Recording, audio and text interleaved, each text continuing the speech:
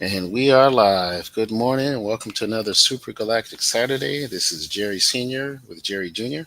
Good morning. And we're enjoying another beautiful Saturday morning.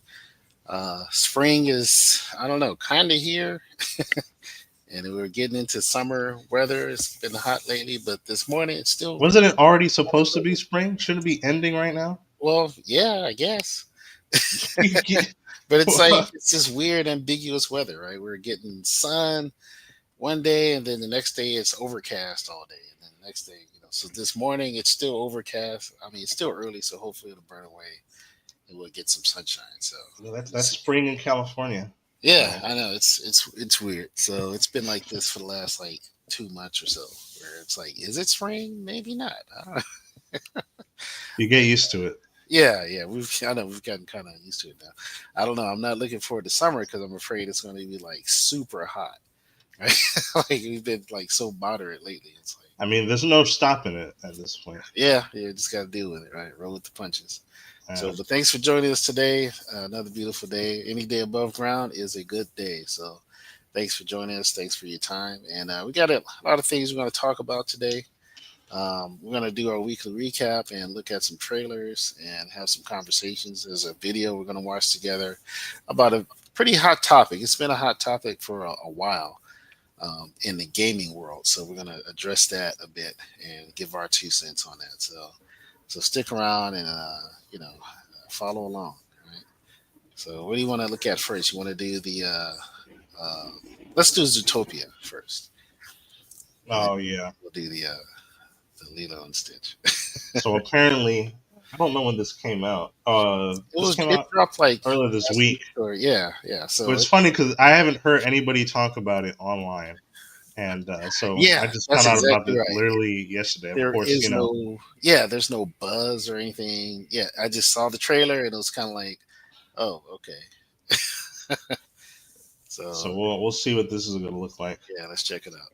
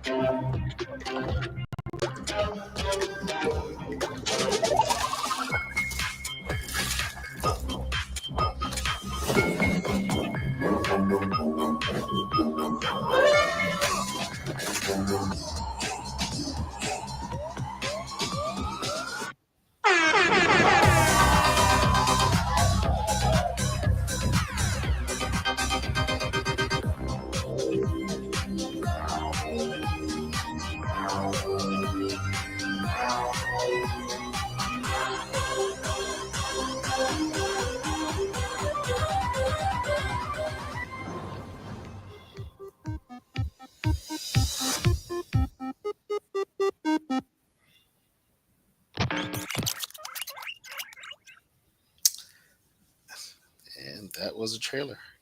That was A lot of stuff happened. Those it didn't tell us anything about any kind of narrative. Like, I mean, there was a little bit towards the end with that mysterious cloaked, glowy-eyed thing or person or whatever. that Uh, felt more like a video game trailer than a movie trailer. I'm not gonna yeah, lie. and a lot of kind of, what is that, like techno pop, uh, disco music or whatever. Like that's like what, 90s or like so. I mean, I'm sure that was the point. I don't get I why. don't know what to Why are take we for this referencing trailer the except there's 90s? a snake. Yeah, there's a snake, so obviously a new Well, character. because we've already used up all our '80s nostalgia, obviously. I guess, but I don't. But in the first movie, that wasn't a thing. So are they going to go back in time or something? Or I don't get it. And then that's like that's 80s, really. Those visors. That's like what was that group called? It makes you think of the Whip It song. You can whip it. No, no, no, no, no, no. You can. Oh, I don't remember. Yeah, that's what it makes you think of. So So yeah, it's Oh, kind of Devo. yeah, That's Devo. what it is. Thank you, Yeah. thank you. It's like so it feels kind of all over the place. I don't know. And you got the keyboard, the electric keyboard, obviously. Like I said, that's a '90s. I mean, Yeah. that's I really don't '80s too, like Casio keyboard. So I don't get it. All I see is okay. There's a snake, and then there's a guy in a cloak with glowing eyes, who is obviously the bad guy.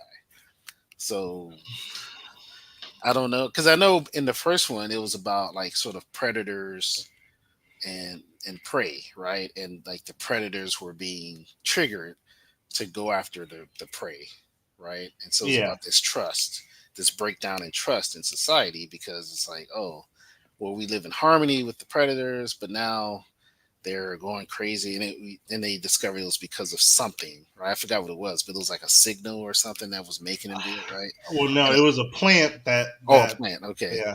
But it was It the was lamb all along. Though the irony is, it was the little lamb, right? The lamb lady yeah. that was doing it, right? She was the big villain, which was cool. Like it was that was great. I mean, because you wouldn't expect it, right? You're like, oh, it's the lamb. It's not the wolf. It's not the The lion. rhinos or the lion. Yeah, it's the lamb. Like Well, okay, here's my thing: is they're by the end of the first movie, they both become cops, but in right, this one, yeah, it looks like they're both running from the law with this snake. yeah, right. So I guess that's part of the plot is the snake is seen as the bad guy, but they know the truth. He really isn't. I guess right. He's innocent, because it's a snake, Maybe. right? Snakes Yeah. are associated with evil, with betrayal, with deadly, all that stuff. So, and clearly he's going to be a character, right? Who he's Uh-huh. going to be, I don't know. I haven't looked it up, so I don't know who the voice actors are going to be, like for the snake or anything. So I have no idea. So this thing dropped, and it was kind of like, oh, they're doing a sequel. Well, Wow. I can see why nobody's talking about it because it was a whole lot of nothing. It was Yeah, a I bunch mean, of there's not much to go on. I mean, it's just a lot of stuff happening. yeah. They're being chased. It's kind of funny. I hope they don't do this in the movie, where it's this montage of a Well, chase. obviously there's going to be a story, but it's just Yeah, from the that's what I'm hoping. trailer. Yeah, it's And like they probably don't have a lot to show yet, so they did this. I They guess just so. it's Yeah, like a bunch that's a of good point. Yeah, they just threw it East together, jingling. kind of pieced Yeah, together a trailer. I mean, yeah, I don't know. It's interesting. It definitely makes you start questioning, like, okay, so what is this about? But other than that, and plus, I'm kind of surprised there is a sequel. I know it did okay, right? I don't know if it was like Frozen good. You know what I mean? Like Frozen. blockbuster type. You know what I mean? Like Frozen hit like $1 billion, right? So I Yeah. don't I don't think it was like that. So I'm kind of surprised to see a sequel. To Are be you honest, saying you rather have a Frozen 3? I'd rather not have a one. But whatever, right? I'm just saying. The fact that they did a sequel for Zootopia is a bit surprising. So I know. I'm just because like I kidding. said, it just seemed like it was kind of like okay, that was a movie. It was entertaining. Yeah, I don't think I don't think it's a movie that really needed a sequel. Yeah, that's what it was It got a exactly. TV show, and But we that's are about it. talking about Disney here, right? So Yeah. they're the king of sequels now. So sequels and remakes, and but yeah, I mean, it looks okay. Hopefully, it's good. I mean, I liked the first one, so I thought it Yeah. was a fun movie, and the animation was great. And actually, in this trailer, the animation looks really good. The snake animation is really cool looking. Yeah. So yeah, hopefully it's good. I hope it's a good story. So Well, you guys let us know if you're excited for it. If this is something that you're going to take your family to as a yeah, kids is this movie. something that because like I said, it was the first one. While it was good, it didn't seem like it caught the nation by storm, and we saw Zootopia everything like merch and toys. Yeah. Yeah, I don't recall it. I mean, I don't even think there was any kind of spinoff, right? Like a series or anything, right? So, like for Of example, Zootopia? yeah. Well, I mean, think Yeah, about it. there was. There was a There TV was. show. Yeah, I just Oh, said. okay, yeah, that's what I'm saying. I didn't even know that. I mean, how long did it last? I didn't A watch season? it. Yeah, you understand? That's what I'm saying. Like it doesn't seem like it really was a big hit. Like it seemed like it was kind of a modestly successful movie, right? And kind of came and went, and that's fine. So that's why I'm a little like, oh, they're doing it too. Okay, Well, we'll hey, see what happens. yeah, more power to them. I mean, hopefully it's like I said, it's a good story, as good as the first. Hopefully, so Yeah. Speaking of good stories, there was a Disney movie that did come out recently. Uh, this one isn't a sequel, but a remake. We talked about it before, Lilo and Stitch, That's right. Yeah. and And look, when I first saw, because I've seen the trailer, yeah, and I have to admit, I was pleasantly surprised. So let's go and watch it, and we'll talk about it after. sure. We have apprehended a dangerous experimenter. Where is he?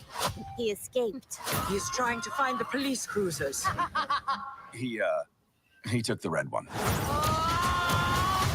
What hideous planet is caught in your crosshairs? Shooting star! I wish for a friend. Like a best friend.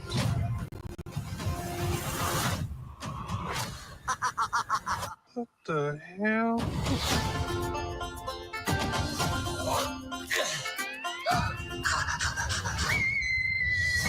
He's so cute and fluffy. He is your responsibility. Got it. We promise. Yeah. Down from there! Look like an angel. No. Control him. Hey, what are you doing? Talk like an angel. No. Dogs on the table. You sure that's a dog? Yeah. Rough.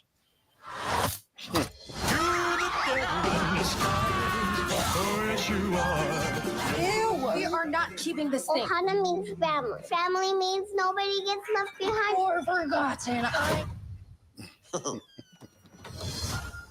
Stitch that. Sometimes family isn't perfect. That doesn't mean they aren't good. That's close.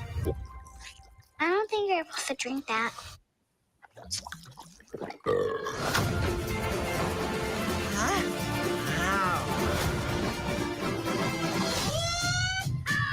Agent Cobra Bubbles. We have a blue dog to catch. No, wait.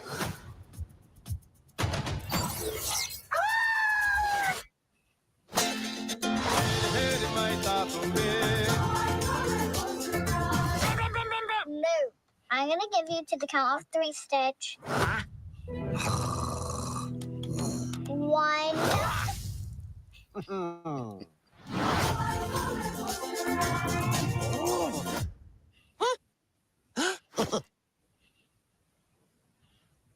I mean, that's adorable. All right, so two things. One, so it's pretty obvious, and from what I've heard from people, seen from people who watched it, is that it's very obvious that most of the people who worked on the movie clearly liked and appreciated the original movie, which is Right. more than I could say for the previous Disney remake that came out. Two, the casting was really good. The only Hmm. casting I don't like is Doctor I forgot his name. He's like my favorite character too. The evil scientist guy. The one that created Stitch. Yeah. Yeah, yeah. This just because he doesn't Is that who Zach Zalaknaklis, however you say his name? Is Yeah. you the one playing the scientist? Yeah. Okay, that's weird. That's a weird. Yeah. Like he doesn't do the Russian I mean, accent. he's funny, but I don't. Yeah, I don't see it. I haven't seen the movie. I've only seen the trailer. I've heard a lot of people who are fans of the original animated movie are a bit disappointed with the changes, like that, and as well as the way it ended. Yeah, Jumba. There we go. Yeah, I don't think he was a good Jumba. Yeah, so because in the animated movie, from what I understand, in live action is very different because those characters, the alien characters, don't look like aliens, right? Once they get to Earth, they take on human form, and so they pretty much remain human throughout the whole movie. Yeah, which is Versus kind in of the lame. animated, in the original animated, they were aliens, but they put on like human clothing to try and blend. Right. That was kind of that was the comedy of it, right? Like they're clearly aliens, but they're Well, it's ironic that they didn't have enough they skimped out on the CGI Yeah, for this yeah, movie, they but have. they were willing to use all the CGI for the dwarves and Snow White. Yeah, that's the weird irony, right? And this it's like Hollywood. They have a tendency to learn the wrong lessons, right? It's like they just don't have a clue, and like so they'll look at Snow White and say, "Yeah, let's go overboard with the CGI," right? And it's $300 million movie, right? Probably more than that. Then here comes Lilo and Stitch, beloved animated. I mean, both were beloved, but they completely wrecked Snow White. We already understand that. But here they clearly, showed some love for the original, right? It's beat for beat, pretty much the same movie, with some exceptions that depending on who you talk to, is a big deal or it's not a big deal, right? Right. So like I said, if you're a hardcore fan, you really love the movie, you will probably be very disappointed in how it ends, right? And some of the changes, like the casting for Zach Galifianakis, blah blah blah, Eckes, right? You'll be disappointed with that. But if you're not, and you're just kind of like, hey, it's another family movie, you're probably gonna like it overall. And even if you're a fan and you're disappointed, you're probably still gonna like it overall, right? Because from what I've heard, it's a decent movie. It's still because it stays true to the original. So it's like, but they decide, hey, we're gonna cut, right? Oh, We're not Galifianakis. Okay. Galifianakis, yeah. We're gonna cut the budget for CGI. We're not gonna do CGI aliens, and we're just not gonna do that, right? It's too much money. But it's like of all the things you want to kind of go overboard with the It's CGI, aliens. this is no, but this is the movie, No, right? I agree, but it's like People love it, and you're staying true to the story for the most part, right? I mean, clearly from the trailer alone, you can see all the beats are there, the story beats, right? So it's like, so why are you all of a sudden, well, we're not gonna do, it's like, and I think part of it, a lot of people, like we're saying it's the budget, but I think another part of that too is the actors. The actors, you have to understand, it's just like the Mandalorian, right? The Mandalorian was supposed to take his helmet off, right? That was part of their code.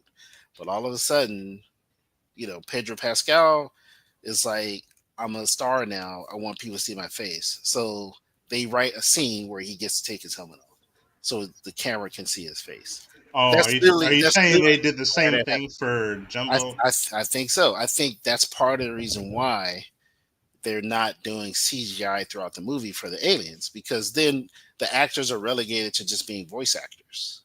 You understand? Not that there's anything wrong with being a voice actor. I'm just saying, but they want to be on screen. They Right, need but their clearly faces. they see something wrong with just being a voice actor. Right, that's my point. And what they should have done was, if possible, just get the original voice actors from the movie, from the animated movie, and just do and have them do the aliens, right? Yeah. And do the CGI aliens. That would have been. I mean, they have the guy that did Stitch. He's doing the Stitch Is in it this the same movie. person? I believe so. Yeah. So All it's right, like, that's cool. so why aren't you just get everybody back? But it's just live action, right? Like that would have been great. So I think probably a part of the bigger narrative is that Zach Galifianakis, Falakis, as Rosamund Zach G. Zach Oh, G. Zach G. I think it's like, hey, I want my face to be seen for at least this percentage of the movie, right? And a lot of actors do that, like because for them that's their kind of bread and butter, is to say I was in this movie, and it's like, oh, but you were just a voice actor, you weren't like on screen, right? So they want on screen credit, right? And that's a big deal. And be on screen, that means you have to be seen. Your face has to be seen, even if you're wearing makeup or something, right? So I think that's probably a big part of it as well. Was, yeah, we're saving some money on CGI, but also, we got some named stars here, and they want to be on camera. They want to be seen, right? So Yeah, I mean, I don't really care much about that. My main issue is, and without spoiling too much, is that I feel like, from what I've heard from people who watched it, the ending of the remake totally sort of goes against the yeah, message and theme of the that's original the movie, big which one is I've been seeing. families stick together. Yeah, a lot of people have been commenting about that. Yeah. Yeah, So really. I think that was a bad change. I mean, like I said, I won't spoil it, but if you guys have seen the movie already, let us know what you think about the changes. Yeah, did you like it? Do Yeah. you think it's no big deal, or or is it is it disappointing? Right? Let us know, especially if you are a fan of the original. I mean, I admit I like the original. I thought it was a great movie. It came and went. It was fun to watch. I'm kind of. I know they did a two, right? I think they did a Lilo and Stitch two. There was a bunch of Lilo and Stitch Oh, movies. there There was is. Okay. Lilo and Stitch. There was Lilo and Stitch 2, Stitch Has a Glitch. There was the Yeah, that's the one. movie that was essentially a pilot for the TV show. There was the TV show. Yeah, that's right. It There was was. A TV show. Leroy and Stitch, where he fights an evil version of himself. Why you gotta be named Leroy? That's racist. Listen, that's Disney. Also, he was red. He wasn't His black. true colors. I'm just kidding. He was his true. And then there was a Lilo and there was a Stitch anime, which There was a was Stitch anime. yeah. It's Okay, not. that's interesting. Yeah, it's not. It's not. It's not worth your time. It's not as. It's not as. It's not as cool as the Disney Channel show. Essentially, Lilo goes to college. She's an adult, and she Yeah, leaves Stitch behind, and so Stitch but goes to but, but Okinawa, Stitch and which Lilo are left with relatives or something, right? no, did you just hear what I just said? No, I missed it. I guess. No, in the anime, which is kind of ironic because I'm I still just want to, but Lilo, at this point, Lilo becomes an adult and goes to college, but she leaves Oh, oh. behind in I the was anime. you were referring to the movie. Sorry. No, well now you know that's not a movie ending, but no, Yeah, the movie. Yeah, I guess something similar.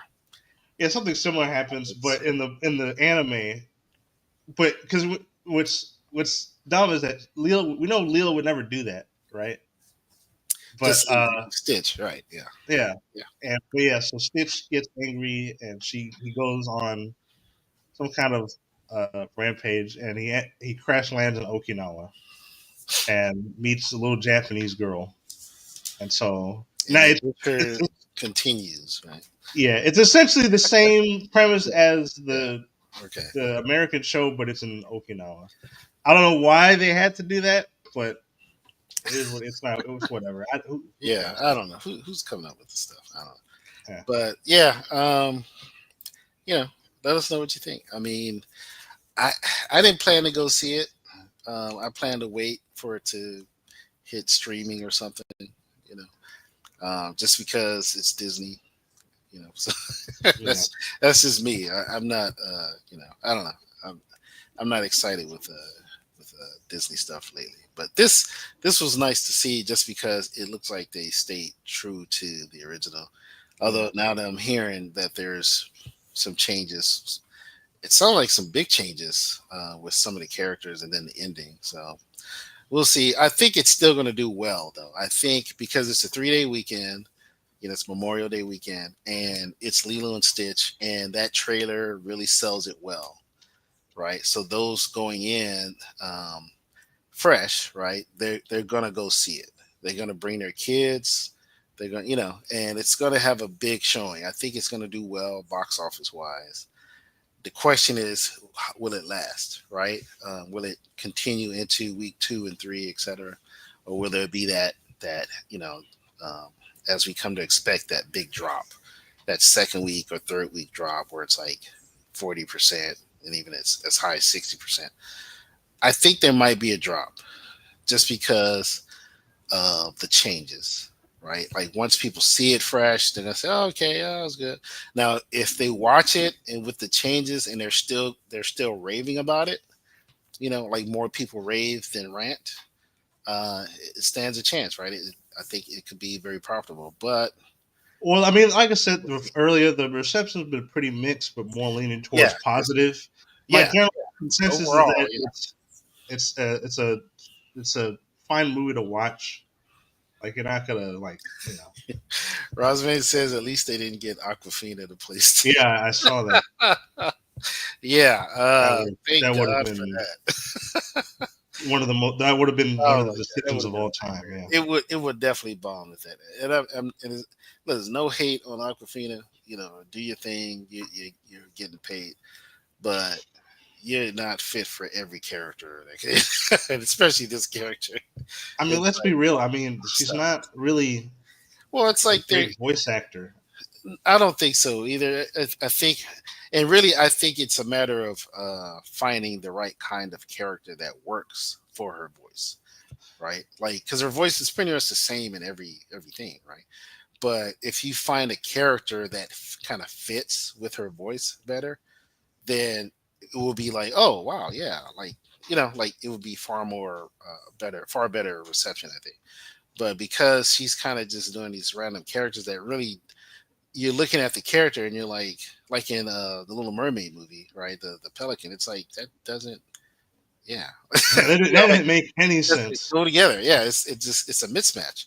So that's really it. Is a lot of times and if you're a voice actor out there, you can correct me, but I think a lot of times for voice actors, especially voice actors who aren't professional, meaning they don't do different voices, they kind of just have that one voice, right? It's like you got to find a character that kind of fits that voice, where it's like once it fits, it's like you can't. It's like Jack Black and Kung And Fu Panda. Poe, yeah, Poe. It's like, can you imagine a different voice for Poe?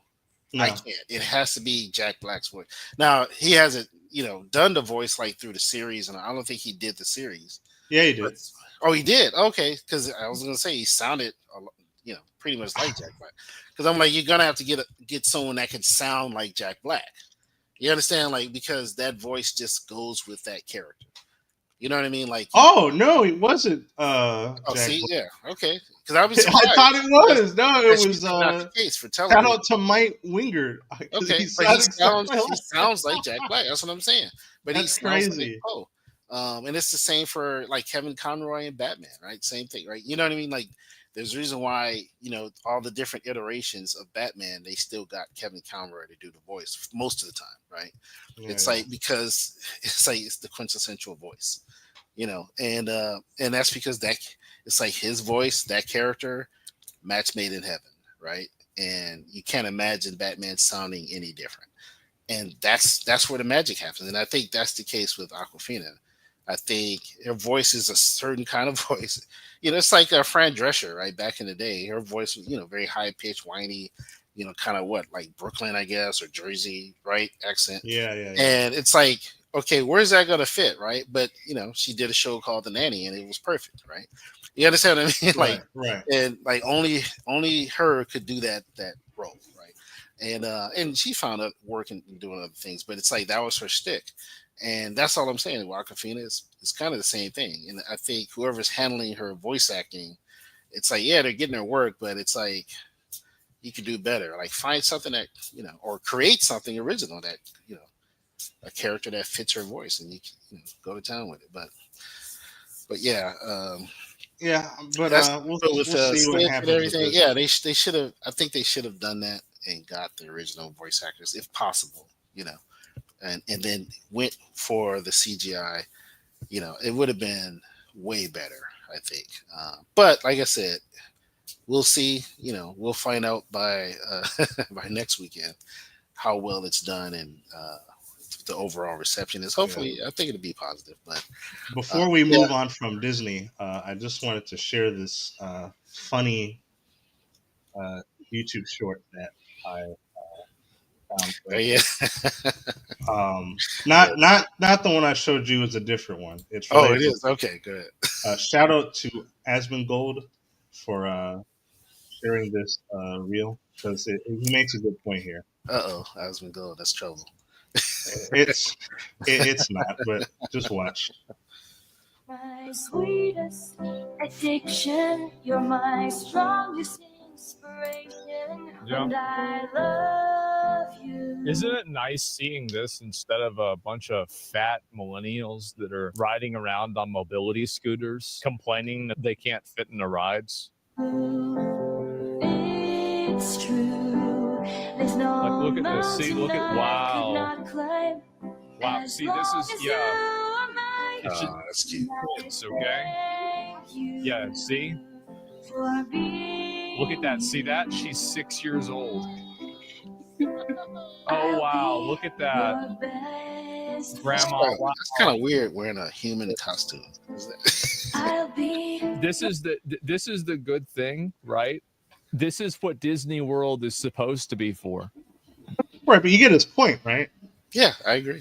Yeah, Agree. it's like because we live in an age where a lot of Disney, the kids who grew up with Disney are now adults, and they're still fans of Disney, which is fine. It's not inherently a Yeah, bad there's thing. nothing wrong with that. But Yeah. then, like, they go overboard and they go to Well, Disneyland like see, it's Mecca. Well, hold on a second, and then they go and they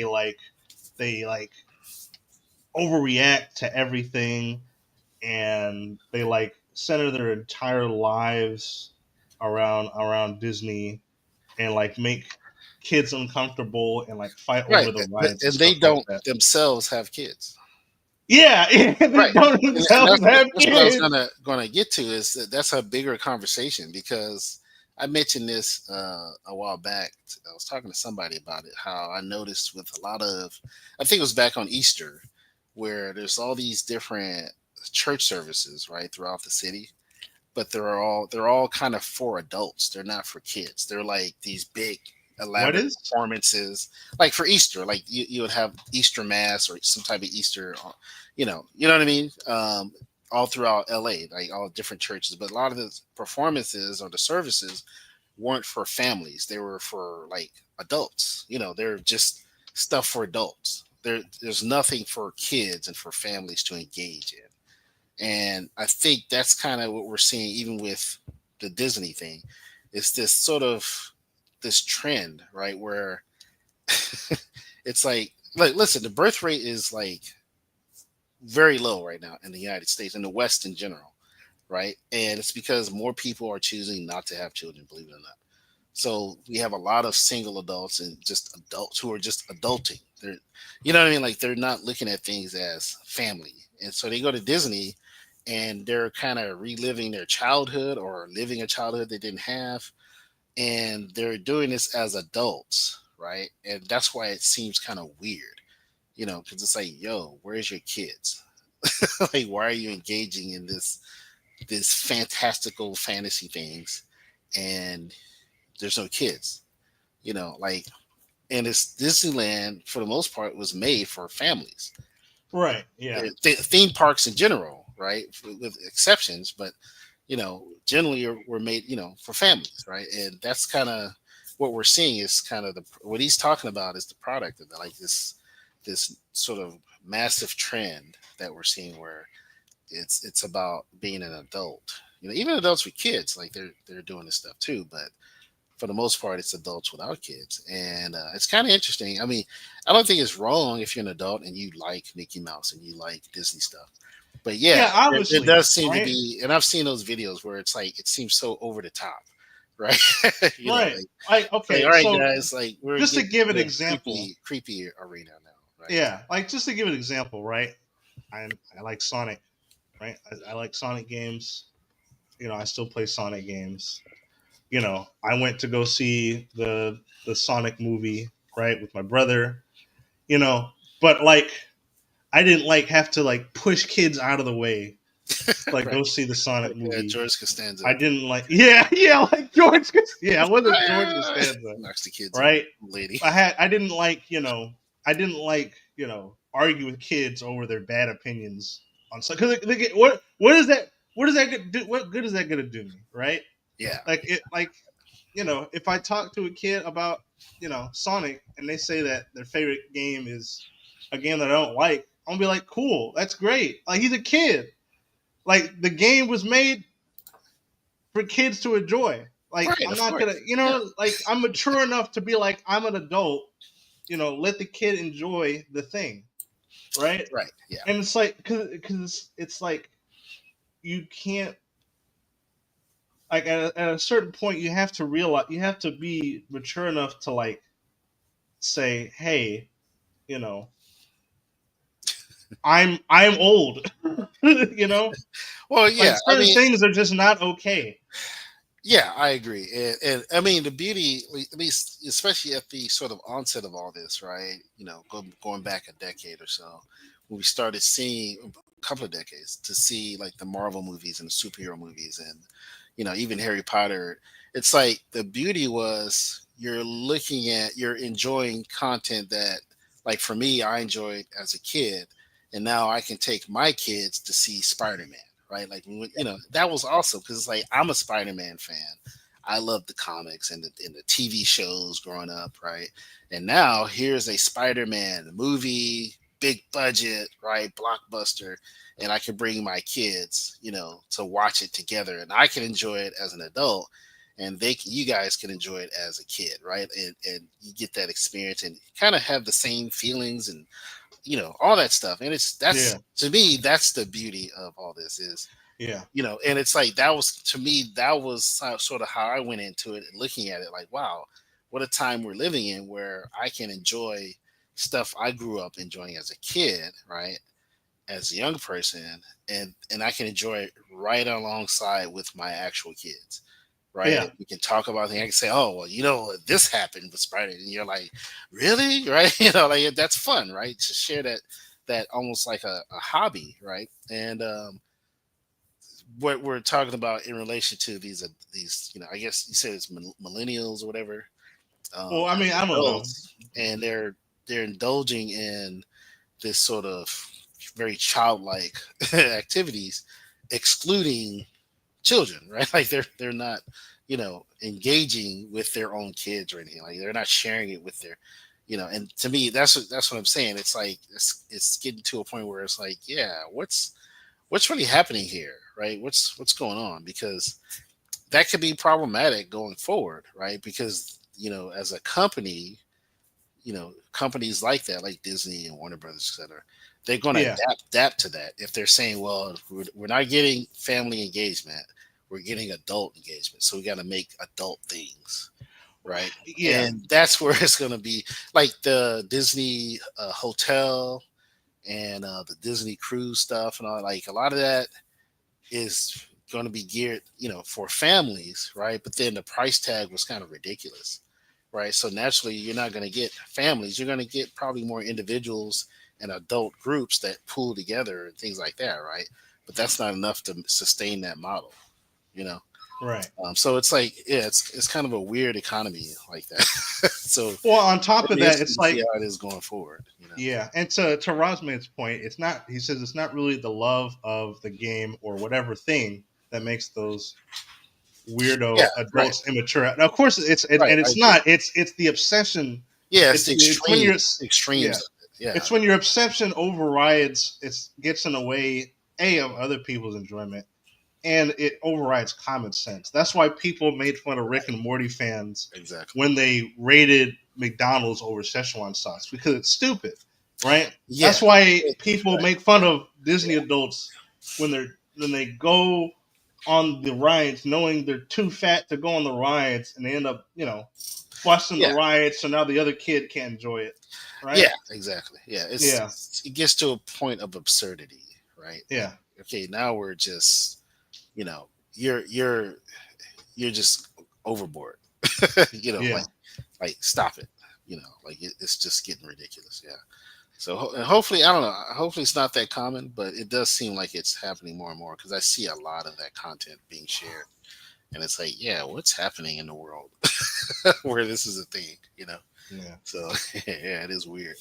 But yeah, Um, let us know what you guys think about going to Disneyland. What's your experience dealing with these types of people? yeah, listen, I haven't been to Disneyland since you were like maybe 7 or 8, right? I mean, that was a long time ago. I'm That pretty was sure the last last time time. I went to Disneyland, I was in high school. So yeah. Yeah, well, you went without me, but Well, the last yeah, time I took you, you were about 8 years old, and you got your Mickey Mouse ears yeah, I and remember that. went on all the rides. It was fun. I was tired, and I was like, "It's the last time," because your brother was too young. He was still a baby, but I was Was like, he born yet? Oh, "Yeah, he was born. He was still up." okay. But yeah, it's Well, like, on the topic of nostalgia, there was a really cool music video that I found that I wanted to. I think yeah, this I is the one. showed you earlier today, and just to wanted to highlight some cool indie people that I'm following. Uh, this shout out to Louis Zong. He's a musician. He makes really good uh, sort of video game inspired soundtracks. He also does other types of music as well. But he recently put out this that was pretty cool.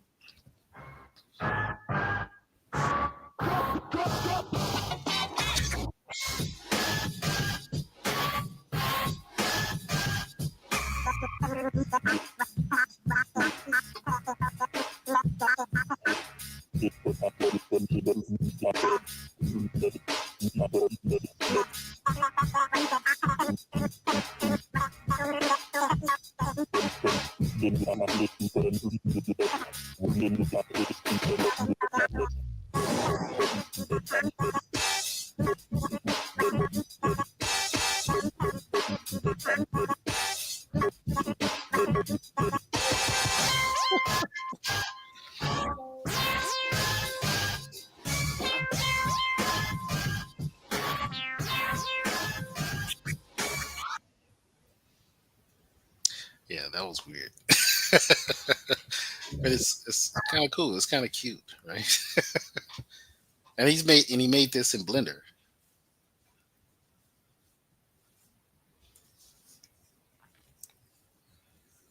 I'm sitting here yelling at myself, but yeah, it's cool because it combines all these different elements of nostalgia. Of course, you've got the '90s hip hop fish lens thing that you saw all Yeah, the time, yeah. right?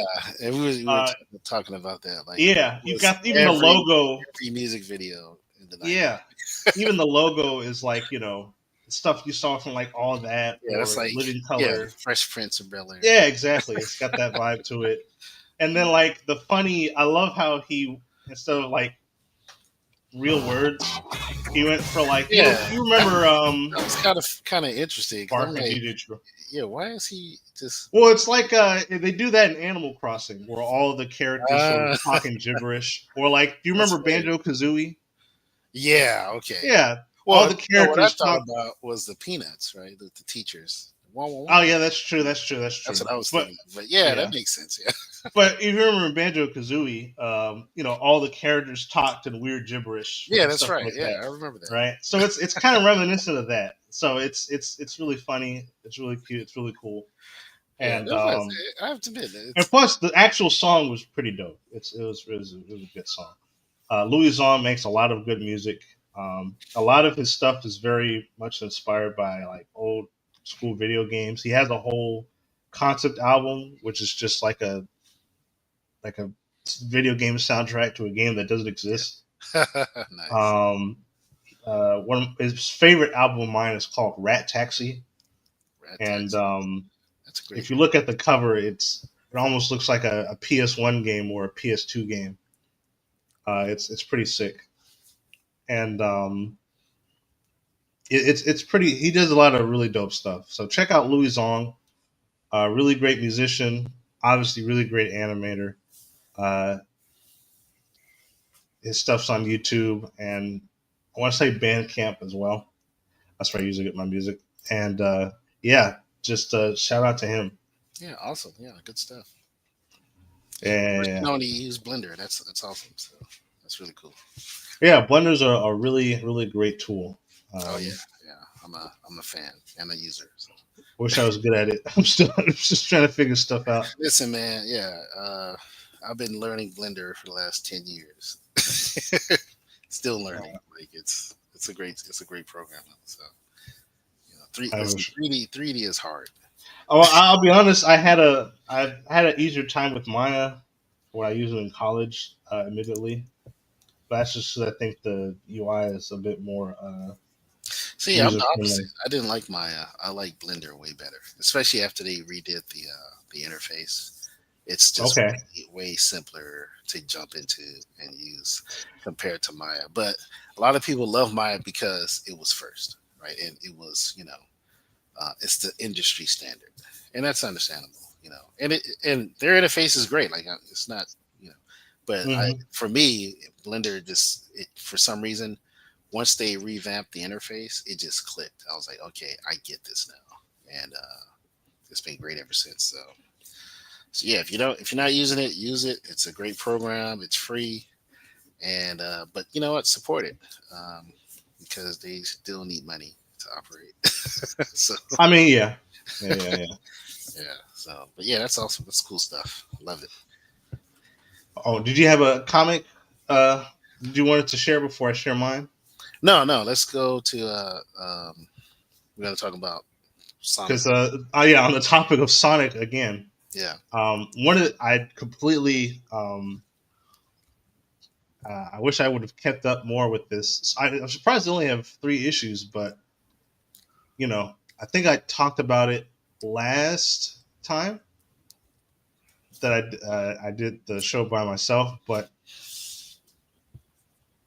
those of you who don't know, there's a really cool crossover between Justice League and Sonic the Hedgehog, and it's pretty cool. Like it's pretty simple, listen, but it's pretty yeah, cool, and it's it also helps that the art is really dope. yeah, it looks amazing, and so far, yeah, this is kind of blowing my mind because I'm like, yeah, Yeah.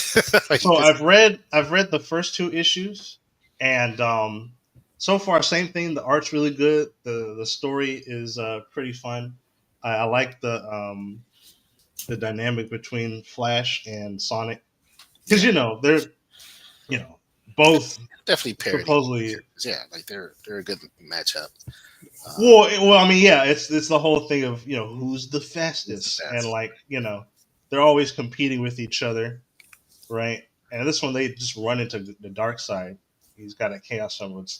It's kind of nuts, and they're outrunning the Omega beam and stuff like that. Really cool stuff that you expect to see. One of my favorite moments, oh yeah, is when he's like, "I'm telling you, I could move within a picosecond. Oh, your speed could still be measured. That's adorable." It's like, Nice. what, what's ironic about this is that now, obviously, this is back in the '90s, but if you look at Sonic's official bio, his speed caps out at just above Mach 1, which pretty sure the Flash could run faster than that.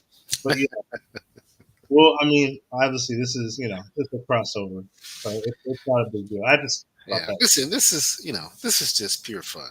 Like, I mean, it is pure fun, yeah, and it's it's and like it's done in a way that still makes every character look cool. yeah, it's really awesome, and I love the pairings that they have with all the characters. Right, Knuckles and Yeah, it's really dope. Yeah, Knuckles, Shadow and Superman. Batman, and Yeah, yeah, it's just Silver and Green Lantern, yeah, Amy and it's Wonder Woman, and then they don't show it. I think they show it earlier, but yeah, Tails and Tails and Cyborg. Cyborg. Yeah, Yeah, it's right. like It just yes, makes sense. it does. It's like so to me, it's brilliant. So I love it. Yeah, So I hope they do more, get more story. yeah. Well, I wanted to highlight it because they're on issue 3, Yeah, and you know, yeah. this is issue I three, hope it continues. Yeah, because and it's this really cool. So, in the context, I haven't finished reading issue 3 yet, but at this point, Darkseid ends up using the Chaos Emeralds, and in the middle of the fight, they accidentally destroy Sonic's world. So yeah, Superman yeah. and the Justice League end up Well, they're gone. teleporting. Well, yeah, They're just gone. Like, yeah. and now the gang is all in our world, right? They're in the Well, they're in the world of the Justice Justice League. League's Yeah. world. Yeah, So they have to keep the world safe yeah. So they step in into the their meantime. shoes. Yeah. Yeah, and I love the scene with Lex Luthor and Knuckles. So Oh, I haven't seen that yet. I have to check it's that out. yeah, it's wild. So yeah, check it out. This is really cool. Next, they need to do triple crossover and bring in the Looney Tunes. What? What? What are you talking about? They need to bring in the Looney Tunes. They need to bring Why? Why would they bring in the that Looney would be Tunes? hilarious. That would be hilarious. It wouldn't make sense. This makes sense. Yep. Okay. Yeah. You can't.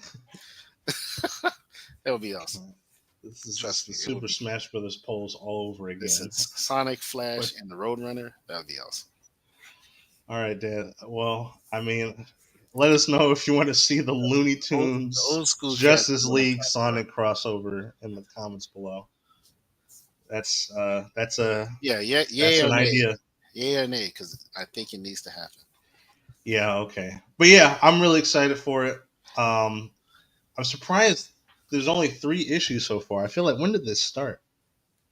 I don't know. It's I been out want to for say it a while started though. I think, last year. right? Yeah, yeah. It's been a while, so hopefully we'll get more because I like it. I think Yeah, I like it a lot too. it's a great It's idea. fun. It's campy in the correct way, and Yeah, yeah. They treat the characters well in the stories. Like there's no.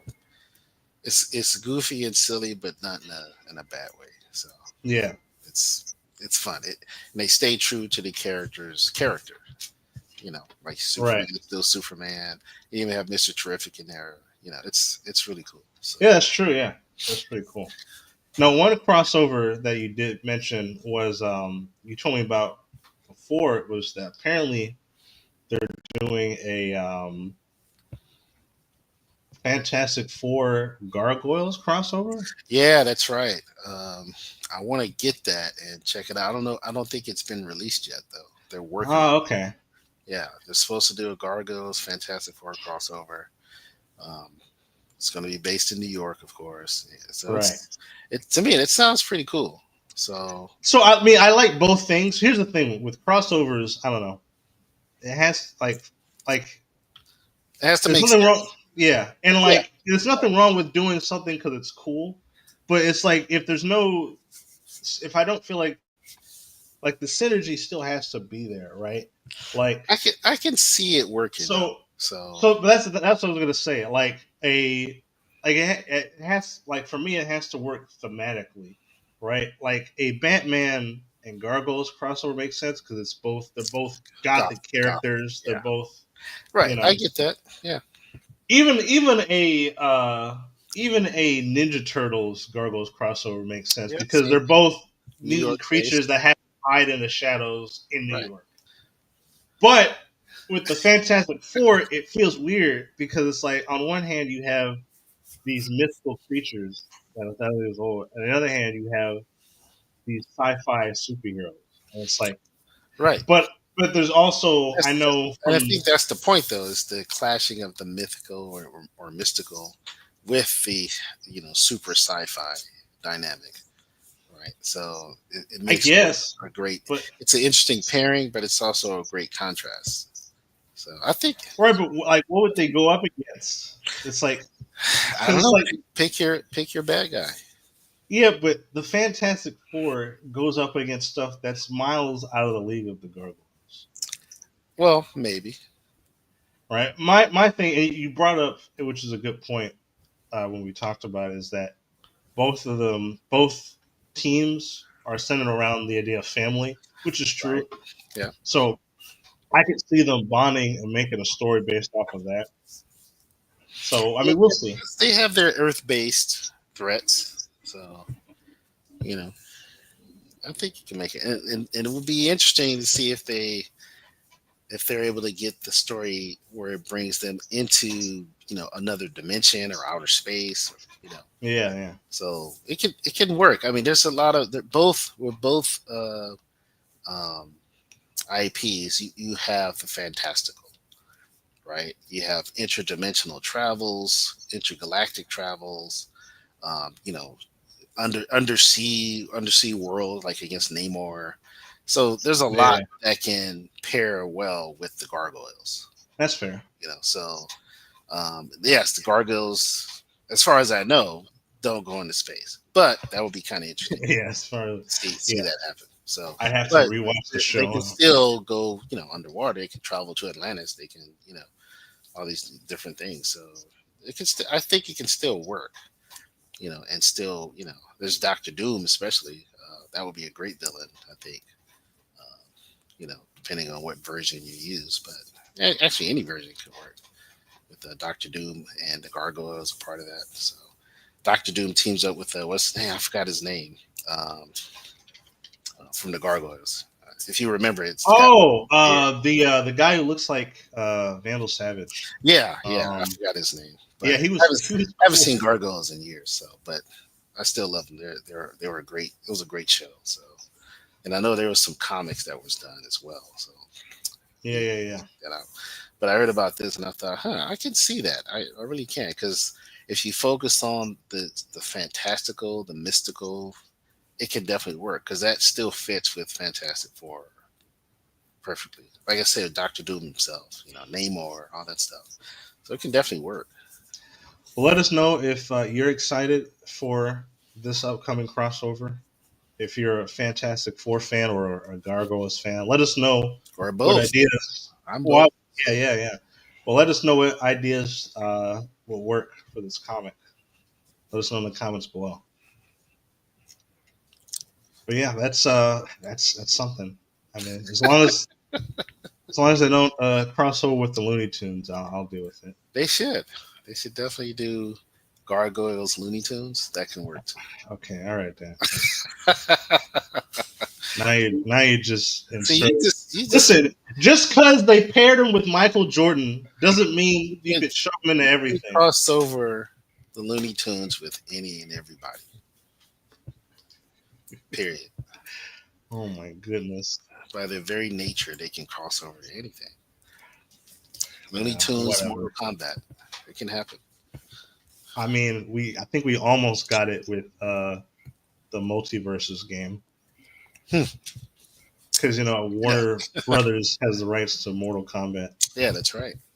See, look at that. Oh my gosh, did they do? I don't know if you remember seeing it. Did you ever see what they did with Shaggy? Yeah, I did. What was it Super Saiyan Shaggy or Ultimate Shaggy, something like that. Yeah, so there was a okay, so I there was remember. a so there was a meme, right? Where so there's a movie where Shaggy becomes a tough guy and through the hypnosis, and somebody made a meme putting Dragon Ball music over it. So Yeah, that's where it comes from. yeah, exactly. Right. And uh, somebody in so they made the meme real. And because Warner Brothers produced a Mortal Kombat Well, movie. they stole the meme and made it their own. That's Well, I mean, I know that's what I'm saying. yeah. But uh, it was I don't know if you actually saw the animation at all. I did. Yeah, I've Oh, you seen it. did? Yeah, Oh, show it okay, here. yeah.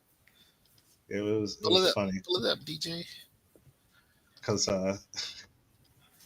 one of those things where uh, a corporation finding about a meme actually worked. Let me see.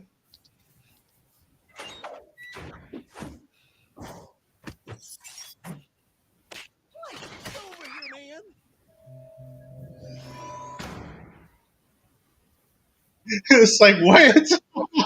What? Yeah, that's kind of dope. And it wasn't he in? Didn't they? Yeah, they put him in Fortnite, didn't they? I mean, I don't know. Well, they put him in the They put the Shaggy in, or was it multiverses, the the fighting game. multiverse? It Okay, was it was for some supposed to reason be I a thought it was Smash Brothers knock. It was a Smash Brothers knockoff with Warner Brothers characters. Yeah, So okay. they had Superman, Shaggy, Steven Yeah, Universe, that's the multiverse. You're right. That's right. Batman, LeBron James. LeBron. Nobody cares about. He was in the game. He was in the game. Yeah, but nobody cares. So I just want to point that out. But yeah, um, that was a thing that happened.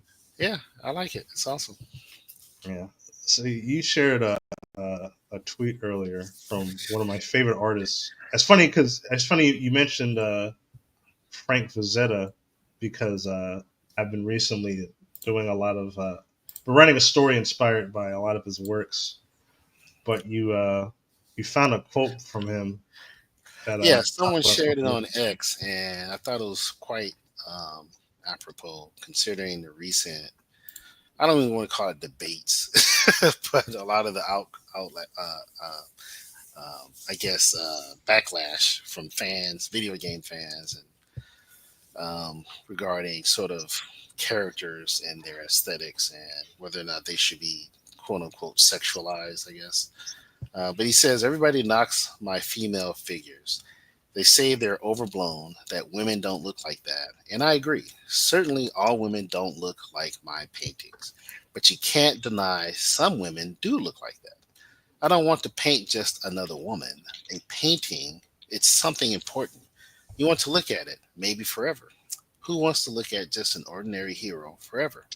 You want the ultimate. You pull out the stops and do everything in extremes. The extreme in beauty, if it fits, the extreme in ugliness, if it fits, the extreme in terror, if this is what's required. I think this is one reason that so many people enjoy my stuff because all of these extremes are jammed into it. And to that, I say, Amen, brother. Um, I think that sums it up nicely. Like, it's like when you're looking at entertainment and you're looking at video games in particular, right? It's like and it depends on the game, right? Red Dead Redemption or something, right? Like if you're trying to get realism and be grounded and all this stuff, there's nothing wrong with that. But a lot of these games don't require, especially fantasy based games, right? It's like the goal isn't realism, right? The goal is to get to those extremes, right? Because why do you want to play a game where everyone looks plain and frumpy and boring? Like it makes no sense, right? When all your characters are completely, especially if they're heroic characters, they're completely unattractive. It's the most antithetical thing, right? Like why would you make it unless that's the intent, right? If the intent in regards to the theme of the story, etc., and the character is that's one thing, but clearly that's not always the case. And that's been, I've been seeing this kind of being volleyed about on X and Facebook of the last probably year, I guess. Right? There's been certain games that have been released where it's kind of like you're looking at it sideways, like what? Like, and then there's others where okay, we get this super hyper beautiful female character, and all of a sudden, oh, you guys are perverts or something, or I forgot the term, what gooner or something like that, right? Like Oh it's my like god! it's Yeah. like you're one or the other. Like you're either it's like why does it have to be any extreme, right? Why is it that we don't understand this basic dynamic, right? That when we're doing creative things, right? Contextually speaking, it does call for extreme, right? We want extremely handsome heroes if they're male, and extremely beautiful heroines if they're female. That's a normal thing. That's natural. Like, why would you knock that? Why is that problematic? And I think, and what we were talking about earlier is like what I was saying is, I think a lot of it is we've been so sort of conditioned overall, where through a lot of feminist dogma has permeated sort of the collective psyche, right? The Zeitgeist, where we don't even realize we're doing it, right? And people sort of overreact, and you know, and like some things, yeah, there's some things we can go, yeah, that's too much, right? But it has to be within a certain context, right? And that's just common sense, right? Like that's all we're asking, and that's all that's required. It's like, hey, if you understand that it's a game, that it's for a certain demographic, that it's for a certain age group, yeah, you probably don't need to say anything, right? Just let them enjoy it, and that's really where it ends. The conversation ends is who is it for, right? And if it's for these people, this group, you know, just like we've pointed out, and it's been pointed out over and over again with comics, with a lot of movies out there and entertainment and games, of course. The main demographic is males, right? Is men, and white males at that, right? And yet, there's been this concerted effort to do the exact opposite of giving them what appeals to males, right? It is the most kind of crazy, kind of wild thing, right? It's like, yeah, 60 to 70% of our audience is male, so we're going to give them nothing but the opposite of what they want, right? And it's like, why are we doing that? And I think that's why is this mentality has kind of infiltrated uh, these IPs and these games, these companies. And we've talked about it before, Street Baby Inc. and all this stuff. it's like, yeah, their goal is the exact opposite of what the audience actually wants, you know. And we're that's why we're getting a lot of this crazy stuff and these crazy debates, and because looking at this and I'm like, this kind of used to be common sense, right? Like this used to be sort of self-evident, right? So we didn't have to explain why the fantasy female warrior is wearing scantily clad armor, right? It's like, do we So really? I mean, yeah. So here's the thing: is I mean, the reality is that because a lot of this, you know, quote unquote criticism is rooted in insecurity at the end of the day. Yeah, And definitely, the definitely. reality is that everybody wants to look like Frank Frazetta's paintings. Right. Like that's an Exactly. undeniable fact. Yeah, but that's the And point, like though. that is the most desirable. And Yeah, so that's it's like exactly right. if it makes you feel uncomfortable, then you could either do something about it or Or leave just it accept alone. it. Yeah. Accept it. It's free. But that's the whole point, right? It's not sending Frank Frazetta's art, and that's he's just an example, right? But it's like he's not telling you you're supposed to look like this. He's telling you, wouldn't it be great if we did? That's what it is. Wouldn't it be No, and awesome if we but had heroes that we understand that. looks like Yeah. that? What that's what my point is. That used to be self evident, right? That was something that we just understood, right? Um, and for some reason, that's been kind of conditioned out of a lot of people. Um, and Rosmain asked a good question. I wonder who everybody in his statement was in what decade. Yeah, that was decades ago. We were talking about probably the 70s. So, and I'm sure there were prudes and people who wanted to censor some of his stuff. This is nothing new. This is Yeah. nothing new. Hollywood, and just the art industry in general, like just art in general in America. It's undergone a lot of criticism over the years and over the decades, and so it comes and goes. And he was in it during a time where, yeah, there were probably a lot of criticism saying, "Why do you have to make them so?" And it wasn't even that. The art itself, like exposing the female form. It was, why do you have to make them look so a certain way, so voluptuous and curvy, and, right? Why can't they be thin or right? And it's like, well, because, and he said this and others. If you read some of his other quotes, you'll see Yeah. he's just like, that's what I like. Right? That's it. I'm just drawing what I like to see. Right? Like it's not rocket science. Yeah. He's not like trying to somehow make art that insults women or it's like, no, I'm just making what I want to see, and that's it. Rosamond asks, do you think the so-called infantilization of people is part of the backlash about what is appropriate and inappropriate in art? I think yes, to some degree. I think it's also the fact that every generation has their censors and their what we call prudes, I guess, or people that misunderstand or mischaracterize the idea of censorship. And they think censorship is for everyone, and censorship isn't for everyone. Censorship is used to protect those who are vulnerable. And generally, that's our children, right? And part of it is also to emphasize a level of decency in society overall, right? And so certain spaces are meant for certain things. So it's like, yeah, I wouldn't take a Frank Frazetta drawing of a female and blow up a big poster and put it in the middle of downtown. Well, I You, mean, you obviously not. understand? Yeah. Like, and I think that's where, it's like that probably wouldn't be very appropriate, right? But it's okay if it's in a gallery, a private gallery, right? Or, Yeah. and that's where it gets problematic because now we're in an age where information is shared digitally everywhere at all times on your phone, tablets, computers, and your television. And it's easy to see whatever you want to see, right? And, Yeah. I think it's also go ahead, important I'm to sorry. remember that, especially in the online space, like people, I mean, to the whole point about infantilization, people are very these. A lot of these people making these critiques are simultaneously immature and perverted.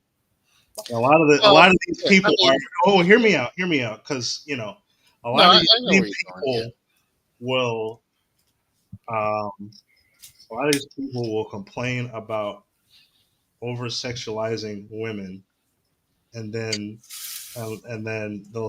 they'll also read something like the the I can't even say it without puking. The Harley Quinn fart comic or something stupid like that. yeah, Where right. all the women are frumpy, but then like they're But they're fetishizing. hypersexualized. They're Yeah, still being it's like, hypersexualized. Yeah. or they'll or Like you they'll said, they'll criticize a video game character, but then they'll applaud like Amber Rose, right, and say she's a strong woman. And it's like, what are you who? talking about? Amber Rose, she's like a stripper or something. You understand? Oh Like, yeah, it's like the yeah. craziest. They'll look at these. I forgot the other It's ones. not that they're Like they're against. hypersexualized to an extreme, and they'll applaud them, but then condemn you for playing a video game that has a scantily clad armored female warrior in a fantasy world. It's Yeah, like, well, this is not real. We're just playing a game. You're applauding real people for being debased and depraved, right? Morally depraved, right? Like, you understand? Like, it's the most ridiculous thing, and that's the problem is the blatant hypocrisy and double standard. It's like, so you can applaud them and say they're strong, independent women because they're flashing their boobs and their butt all day long, right? And their claim to fame is literally hypersexualizing themselves. But then you want to condemn gamers for playing a video game yeah, and in also the it's privacy of their home. yeah, You understand? You understand? Like, yeah. we're not talking about exhibitionism, right? And These it's like you said, Rosme. It's not. They're against quote unquote heteronormative sexualization, Yeah, right? So, for I example, reject that term because I don't think it's a real word. it's I mean It's reality. it's a redundant word, but It is.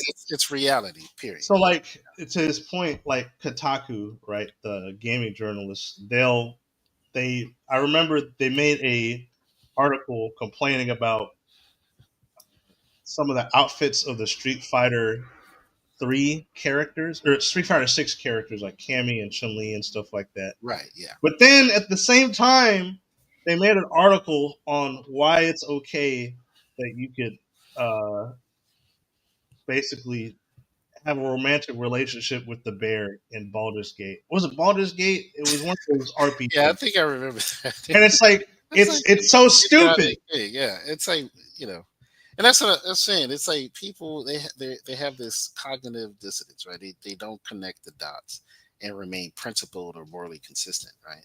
And so, like I said, yeah, they'll praise one form of depravity while condemning something that isn't really depraved at all. It's like it's Yeah. just And entertaining. here's the thing. I don't play a lot of listen, I don't play a lot of if I feel like I don't if I know I'm not because I don't really enjoy hyper sexualized stuff.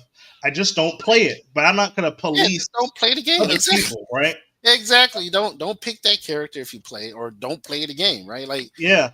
that's what I'm saying. It's like, at least with gaming, there's a choice being made. Like I didn't The market initially. is choosing, and but the market is playing the game at home, right? Maybe they'll do a Twitch stream. I don't know, but you understand.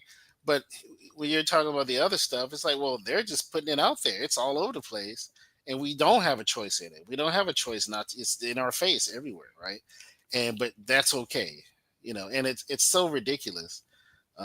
It's kind of frustrating, but like I said, Rosaline's comment here kind of nails it. I think before Geek went mainstream, Frazetta was left to the happy lowbrow people and paperback novel readers, and that's Essentially, exactly yeah. right. It's like this permeation of the internet itself, and how information is so readily there. And now it's bittersweet because it gives us access, right? Because we can discover things like a Frazetta, right? We can discover that and go, wow, this guy's stuff is really good, and we probably would have never known otherwise, right?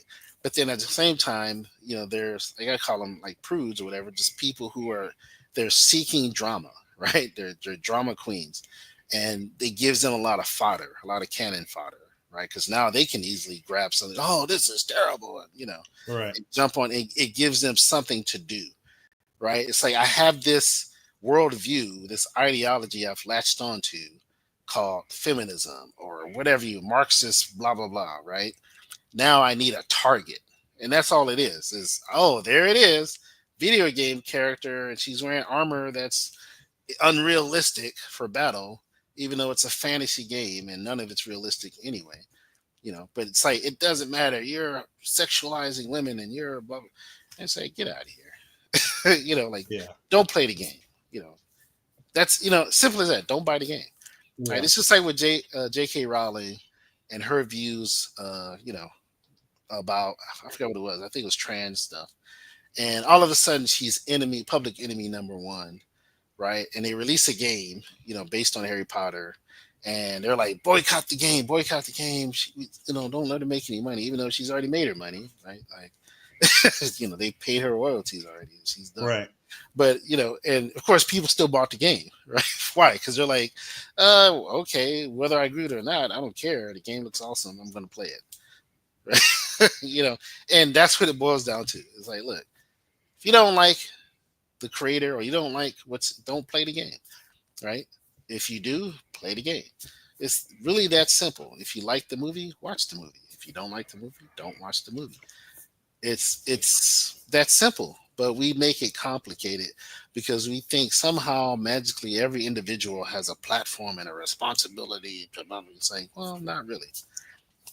And I think it's important to note that a lot of people assume it's just men that have these complaints and about uh, that want more attractive females in video games and stuff like that. And no, it's not. It's women as well.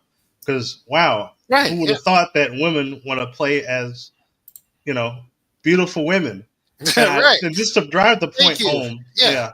just to drive the point home, I wanted to give some attention to her name's the background NPC. She recently went viral because Asmongold reacted to her video, which congratulations on the 90,000 subscribers overnight. She literally went from 300 to 90,000 Crazy. That's just awesome. because of this video. Yeah. Also Asmongold. But yeah. Yeah. But it's because she told the truth. Yeah. But I just wanted to point out because I think it's important to hear it from her perspective. Somewhere between 2014 and now, these types of women just started disappearing more and more from female game characters hotter. Suddenly, it's like the studio committed some kind of war crime. And somewhere between 2014 and now, these types of women just started disappearing more and more from our Western games. Women who had beauty and charm and mystery, lip gloss, and the ability to ruin your life with a single dialogue option. So let's talk about the modern female protagonist. How did you feel when I said that? Yeah, that's what I thought. Typically, they're more emotionally walled off. But also, yeah, look at I forgot which game this is, but just drive the point home. Like she's playing around with the character select. Yeah. Vaguely angry, honestly. Me too. They have tactical everything, tragic backstories, but a lot of times won't talk about it with you. Muted color palettes, and no cute hairstyles or makeup. Yeah, I remember this.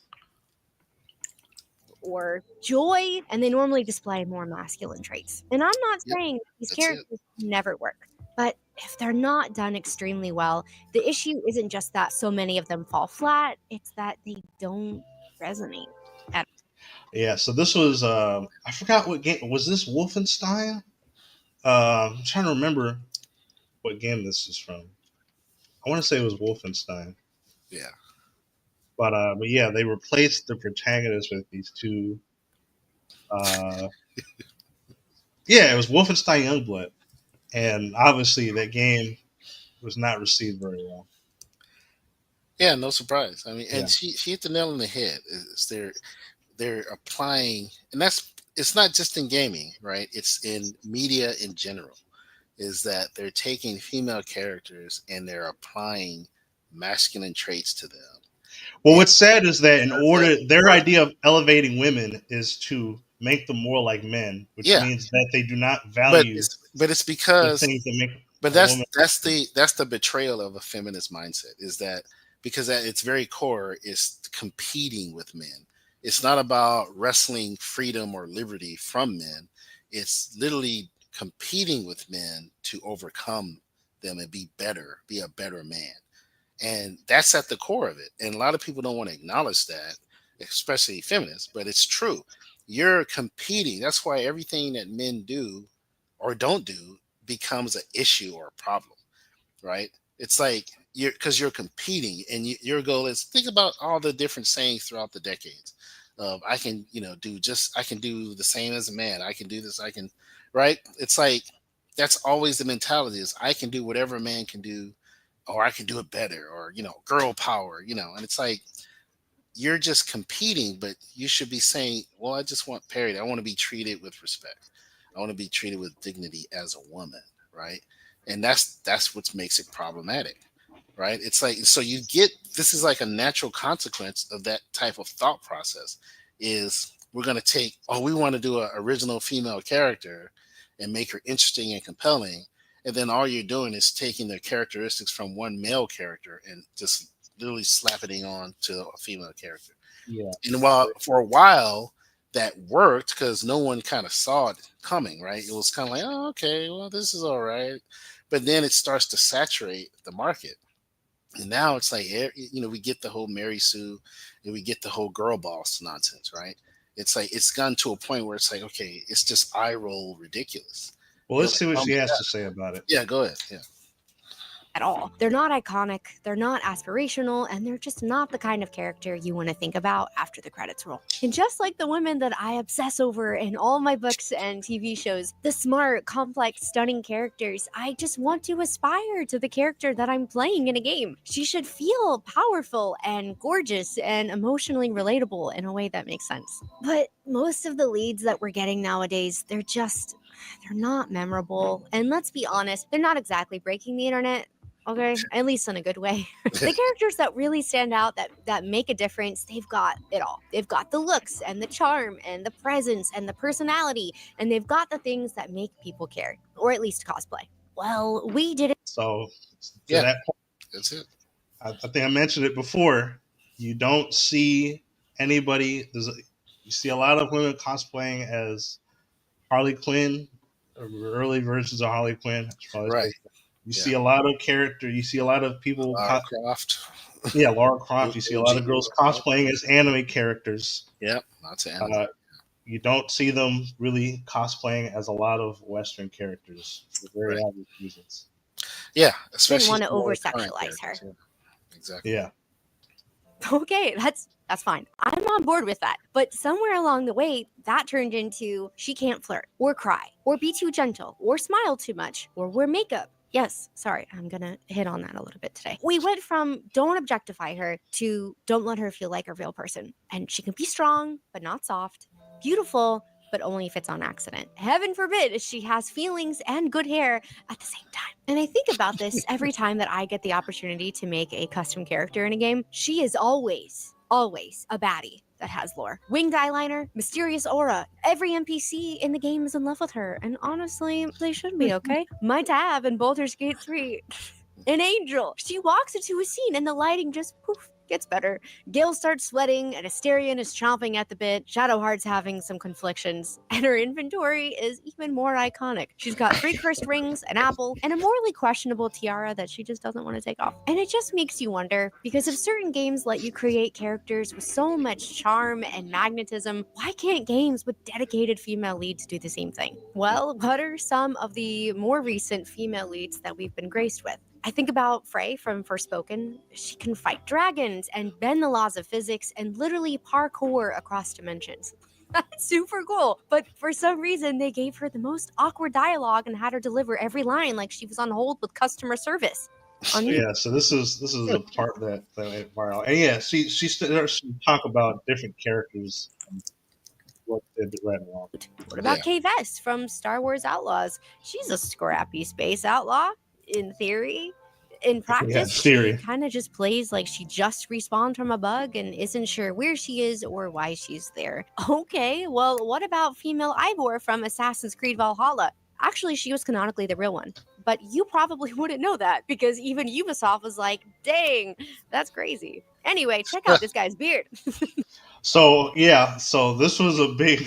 So I didn't know this, but yeah, everybody played as the male character, not knowing apparently that the female character was the canonical hero. Wow. Yeah, so That's wow. just keep I that mean, in- it's a bit ironic considering a lot of male gamers tend to want female characters. Like they'll play as a female character, right? Because generally, right, but usually they won't. used to be the They case, won't. but Usually they're they won't generally. look like this. They won't look like this. I know that's what I mean. They're generally cooler looking. They're kind of badass. They're beautiful, but also they tend to have like kind of be OP a little bit, right? Have like a little Yeah. extra kick.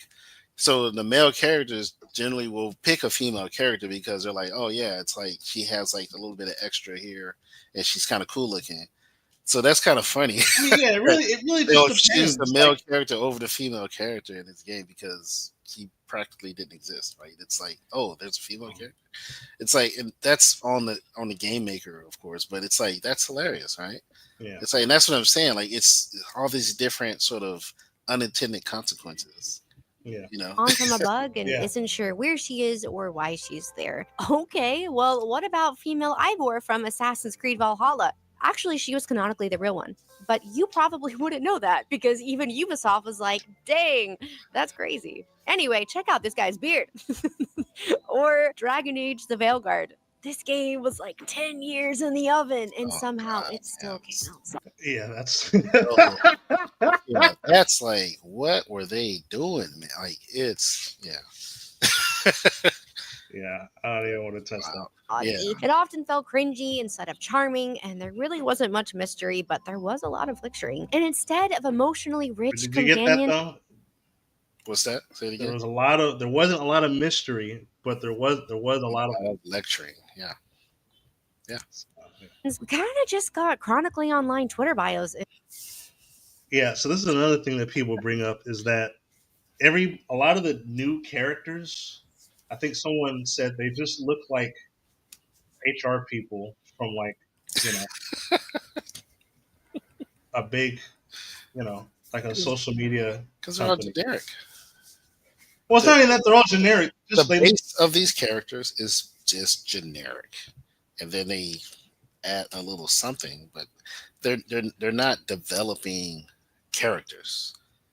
Like, well, it's not even that they just look like a generic. writer They look develops a character for a story. They're not doing that. they look like pretentious people, or they look like let's like I said, they look Well, like it's reflective of the people that worked, that work on the game, that work at the. Well, I think somebody why do all these game characters look like they're from Los Angeles or whatever? Yeah. Well, it also goes into the logic, right, of their idea of realism. That's a big part of it as well. Yeah. It's like you're trying to pull in reality into something that's fantastical for some reason. Because they're doing it in the wrong way. Will relate to them because that looks like James from accounting.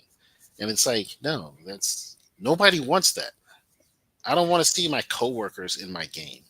Well, I think it's more so that it's more so the developers trying to insert themselves in the game in a way that feel natural. Like they're trying to make every world feel like it's real.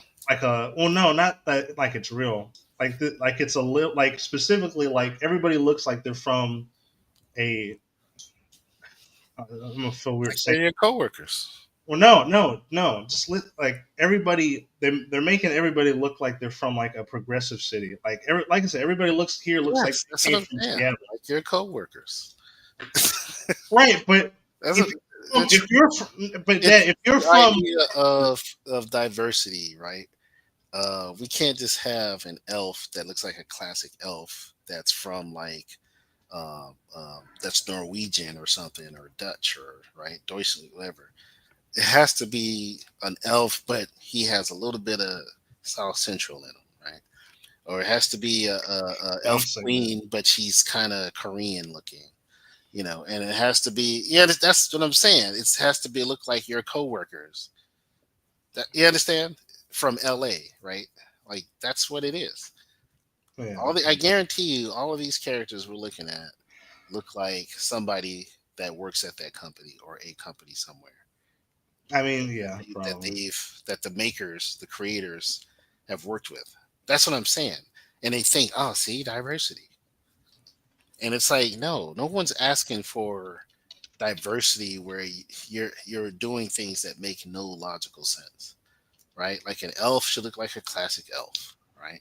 Unless you're going to create a world where there's elves and there's elves from different regions of the world, right? So there's an elf from Africa and there's an elf from, Yeah, but I don't think they do that in that's this. fine if you want to do that, I guess. But you need to kind of build that in, right? Build it into the story and the lore. But if they're not even, that's my point. They're not doing that though. They're just saying, here's a black elf because diversity. Yeah. It's literally stupid. Yeah.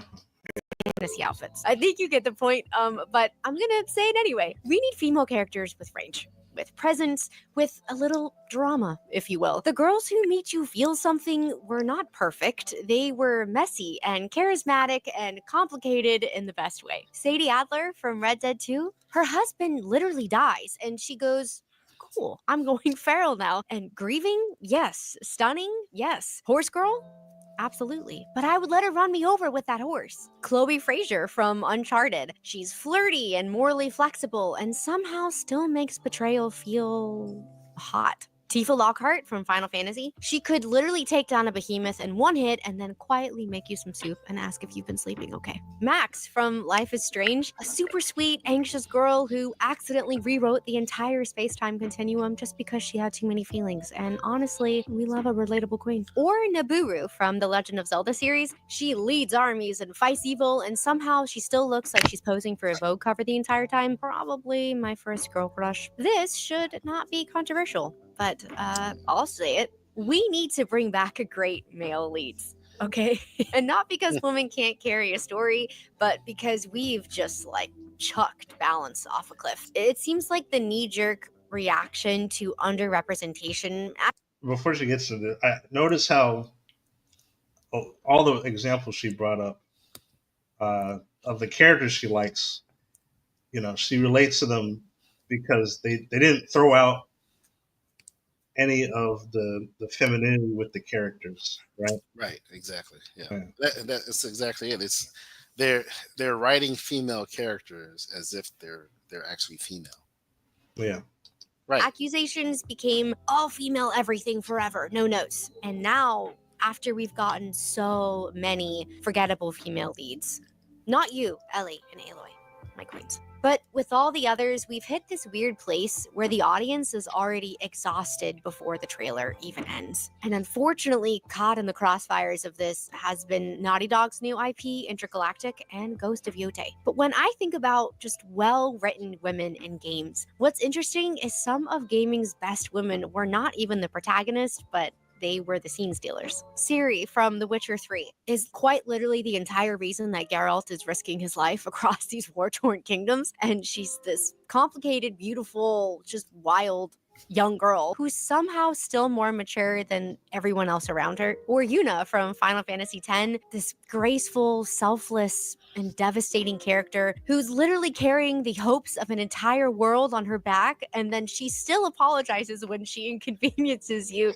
And if that's not being a girl, I don't know what is. Or Midna There you from go. Twilight Princess. All right, she's a little bit annoying at first, but she bullies Link for like the first 30 hours of the game, saves his life, opens a dimensional portal, and then vanishes all with a glowing tear. He never says a word to her the entire game, but she says everything with her absence. Truly a legendary situationship. And while Western games are nervously nerfing kind of every trace of femininity from their female characters, Eastern devs are like, yeah, women who could kill you and make you cry about it. You're welcome. Capcom? They've been in their iconic woman era since like forever. Resident Evil is one of my all-time favorite. I mean, Chun Li.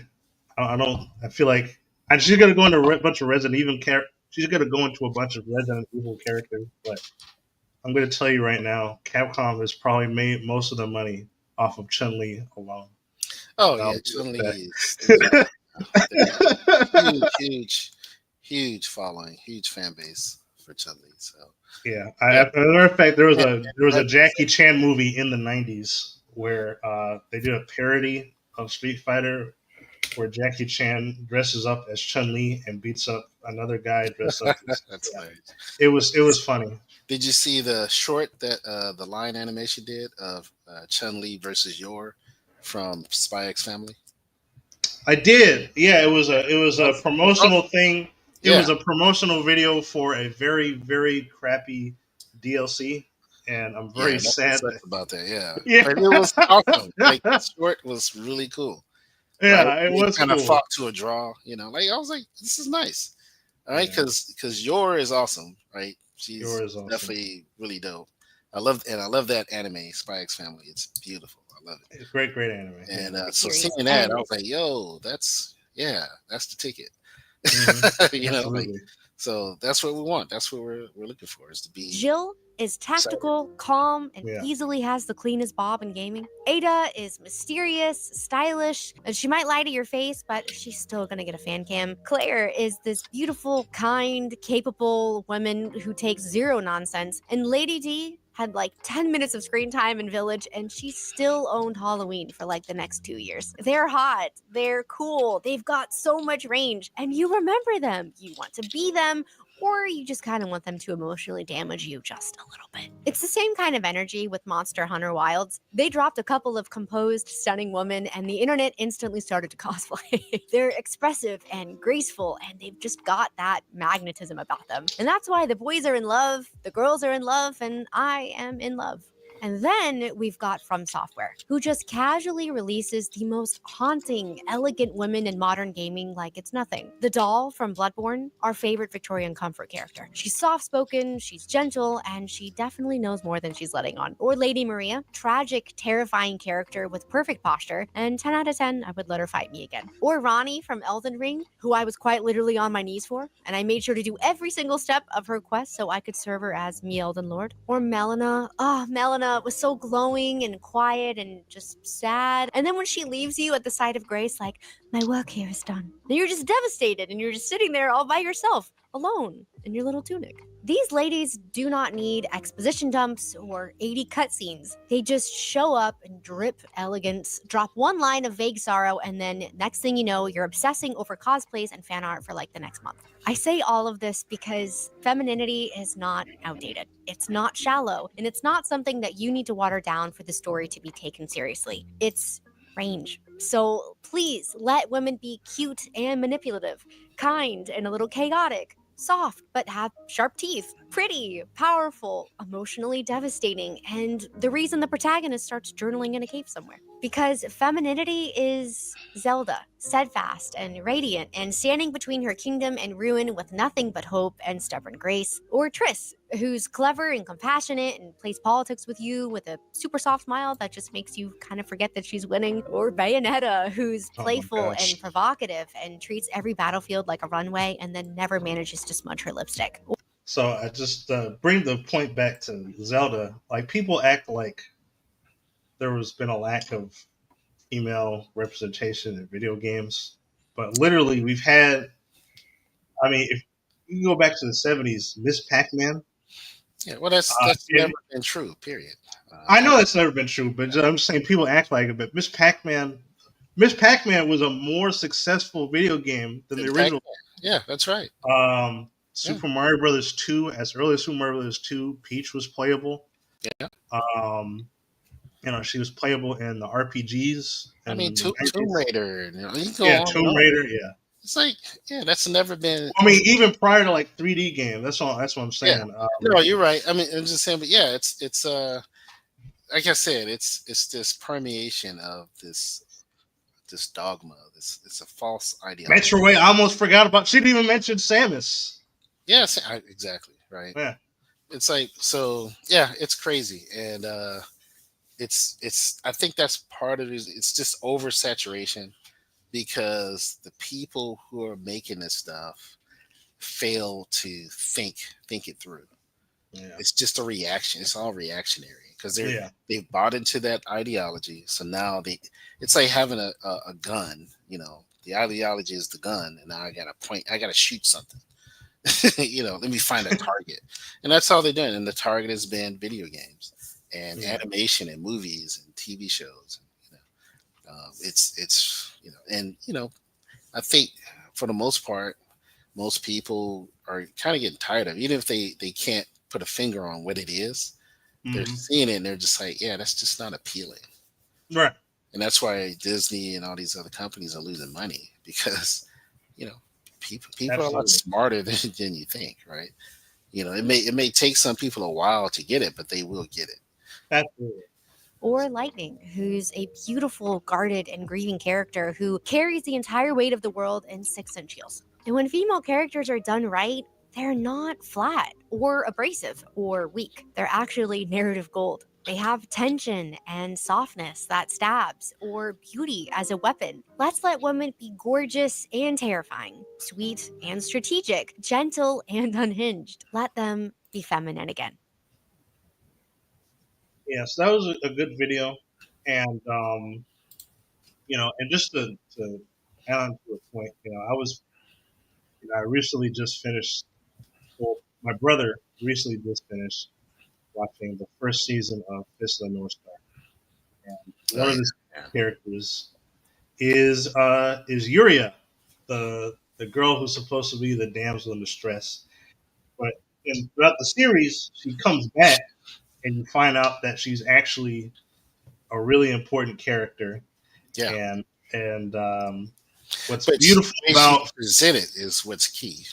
right, but that's what I'm getting at is that if you watch this, if you watch, when you watch the show, you realize that she's a great character that really she's a great juxtaposition towards all the other characters is because she doesn't help people by being a strong and courageous by being a strong man, but by being a virtuous woman, right? Exactly. Yeah. Like and just by being virtuous and gentle, she ends up altering the fates of many of the characters in the story, and it's in a way that's very endearing. It's not and it's like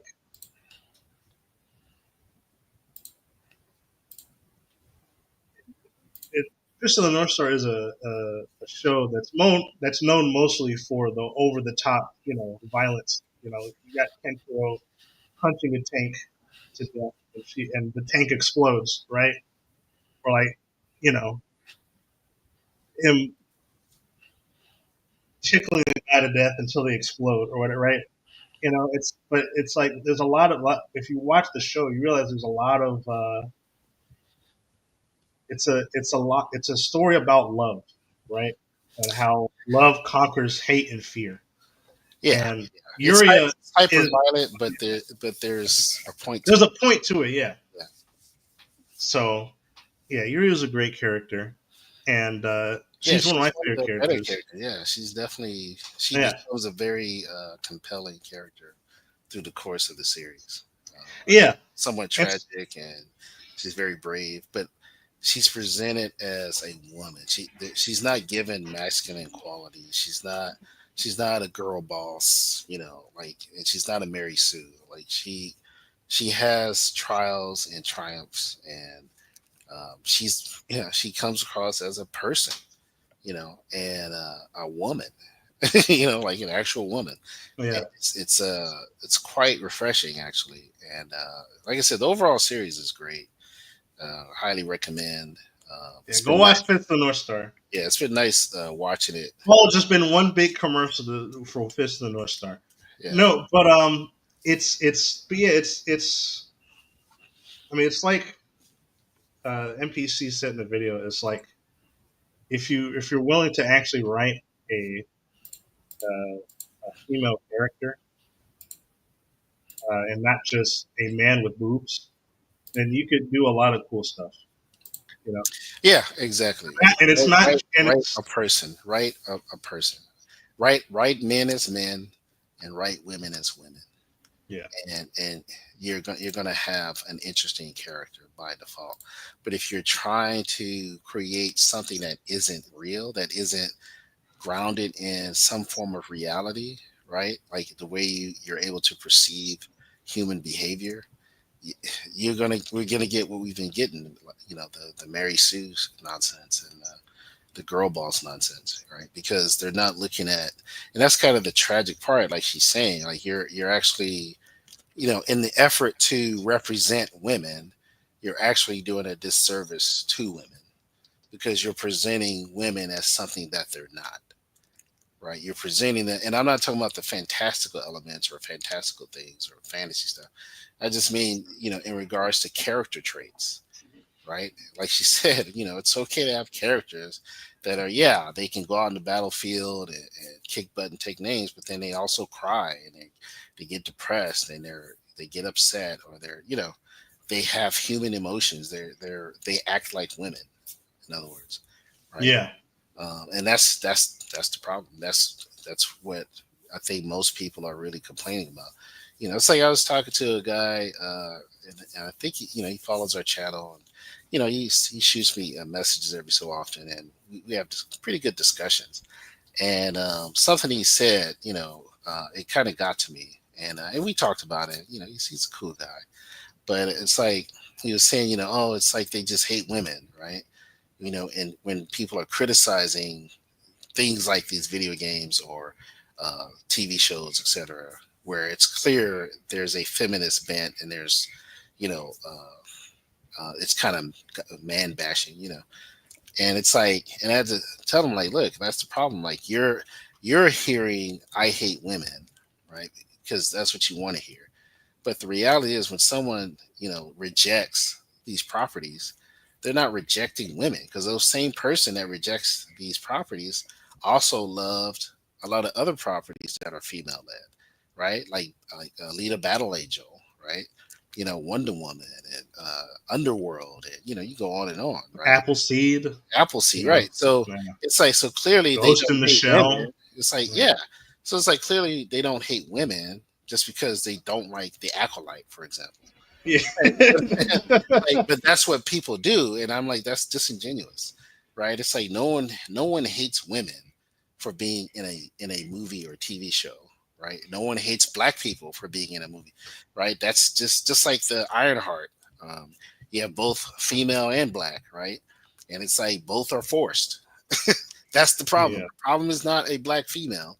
The problem is when you take a black female and just kind of shoehorn this square peg into this triangular hole, right? It's like you're forcing us to accept something that makes no sense, right? And And here's the thing: they're trying to. What's ironic is that, in the context of Ironheart, is that they're trying to set up the character of Riri to be like icon. They're trying to force her to be iconic, like right, they by say it in the really trailer. saying she's iconic, it's like that's the It's whole not point, how. right? That's not how that works. Have to say it isn't true, Yeah. right? No, like think about it. Imagine if Elon Musk, right, gets on television, goes to an interview or something, right, and the first thing he says is, "I'm iconic," right? Everybody would go, "Bro, you are a loser," right? Like no one would accept it. Basically, I'm the hero. Laugh. He'll be a laughing stock, Yeah. right? Like it's like, and that's what I'm saying. It's like, but that's literally what they're doing. They did in the comics, and they're doing it with this new series. It reminds me of I don't you've never seen this anime. There's an anime called Italia where uh, all of the nations of the world are like portrayed as people, and the character of America, his catchphrase is basically "I'm the hero." That's literally his. Right, right. Yeah, But see, but but that's obviously, I mean, we see that with Yeah, other. it's supposed to be a joke, America but is it's always presented as just that, like cocky and arrogant, right? yeah, Self-absorbed. But it's like, yeah, we get that. That's the perception from, you know, Japan. Yeah, Japan and other, yeah. And it's like, so, and that's different, and that's exactly right. It's like it's always seen as pretentious, and it's rejected automatically, right? We naturally reject it because we're like, ugh, you know. And so it's like, but what annoys me is when, and I've seen so many other videos, excuse me, since the trailer dropped for Ironheart, where they're trying to counter the criticism by saying, "Oh, it's racist, racist, racist, racist, racist, racist, racist, racist, racist," And I'm just like, "Oh my god!" Like they for real really believe that it's just racism, right? So, T'Challa and Black Panther movie doing $1 billion, right? That wasn't all black people, believe it or not, right? yeah. That was a lot of white folks and everybody else who loved that movie and that character. So you want to Well, my say, friend's no, but kids cosplayed as Black Panther. yeah, They're right, white. exactly, exactly. And for the record, they're white, but it's like $1 billion for Black Panther. Ironheart comes out, it sucks, but oh, it's racism. It's like, come on, man. Like you're just being disingenuous. Period. Like I don't know if you really do believe that it's racism, or if you're actually just gaslighting because you want to get the clicks and views. I don't know, maybe a little bit of both. I don't know, but it's like it's the most ridiculous thing, and I've seen at least a half a dozen videos already, and I'm kind of like, yo, like this is unreal because it's like, and it's only because certain critics happen to not be black, basically, right? And it's like, okay, so what about the ones that are black? Right? Yeah. It's like, come on, man. Like, and it's such a disservice to everyone, and it's insulting, right? And it's embarrassing to be honest, because it's like you can't even say that something that's objectively not good, that it's not good. You know what I mean? Like just because it happens to be a black female or a female, right? It's like, come on now. It doesn't look good. The trailer doesn't look good. The precept doesn't look good. The premise, it's like it's all kind of very weak. And what's funny is, I think about it, and I'm like, it will be really a lot better and probably better received if they had set her up, that character up, much better in the MCU, right? If they like they did with T'Challa, right? He was in Civil War, Yeah. right? So he got set up. We got a sense of who he was, his connection, his Well, bond. here's the thing. They Let did. me finish. Let me finish. So that set up Black Panther, right?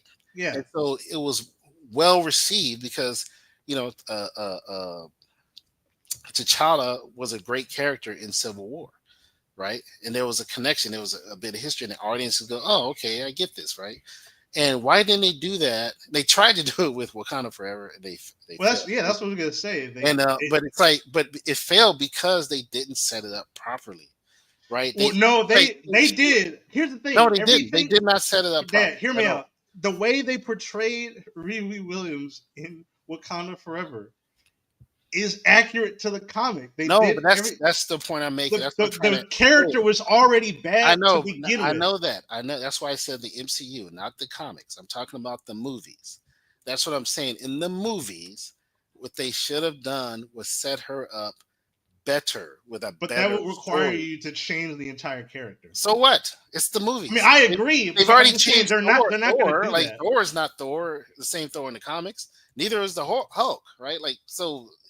I don't care. I mean, they're a lot more I'm accurate just talking than. about like for the sake of storytelling, right? A better story would be to set her up with Tony Stark 2 or 3 movies before that, right? Where there's some type of dynamic, right? Like for example, in Civil War, right? They set up T'Challa. They could have set up Riri Williams there. How? Well, they had a black mother show up to Tony Stark at the beginning of the movie. That is true. That is true. Yeah. She said, my son was killed because of your Avengers, right? Because of what happened with Scarlet Witch, right? She misdirected the explosion, right? And he was like, and I'm like, well, why couldn't he have had a little sister named Riri Williams? Why couldn't that be something, a catalyst for Tony Stark to inject himself in her life as a mentor. You understand what I'm That's saying? actually a good point. Right. You understand? So now you have, oh, that that's that why, took that's less than why, a minute. thank you. That You took understand? That's why I wanted to less. finish my point. Because it's like, yo, this is like basic stuff. Like, that's comments. Like, it's right there. Right. It's like, oh, a black mother, the son is killed, but he had a little sister who loved engineering and science or whatever. Right. Maybe she wasn't even like a genius. What if she was just a regular student? Right. But she looked up to her brother who was a genius, maybe. Right. Or she was a fan of Iron Man because, she's a kid. Right. You understand? And Yeah. now she gets to be mentored by Tony Stark, and and there's a connection now. So now you have something to draw on when you do Wakanda Forever, and you're like, who's this kid? Where'd she come from? Why is she a genius? Oh, Tony Stark mentored her. No, I You agree. understand? It's like, and then people wonder, why is she being rejected? Because you're giving her a crappy backstory. You're just saying she's magically great just because she's black and she's a woman. It's the stupidest thing, and nobody wants to say that out loud except me, I guess. But it's stupid. She's not a magical black woman. She's just a black woman. She's a human, but give her a backstory that makes sense. So you go, oh, that's why she's so smart. Oh, that's why, right? Do you understand? Like, it's like, come on, bro.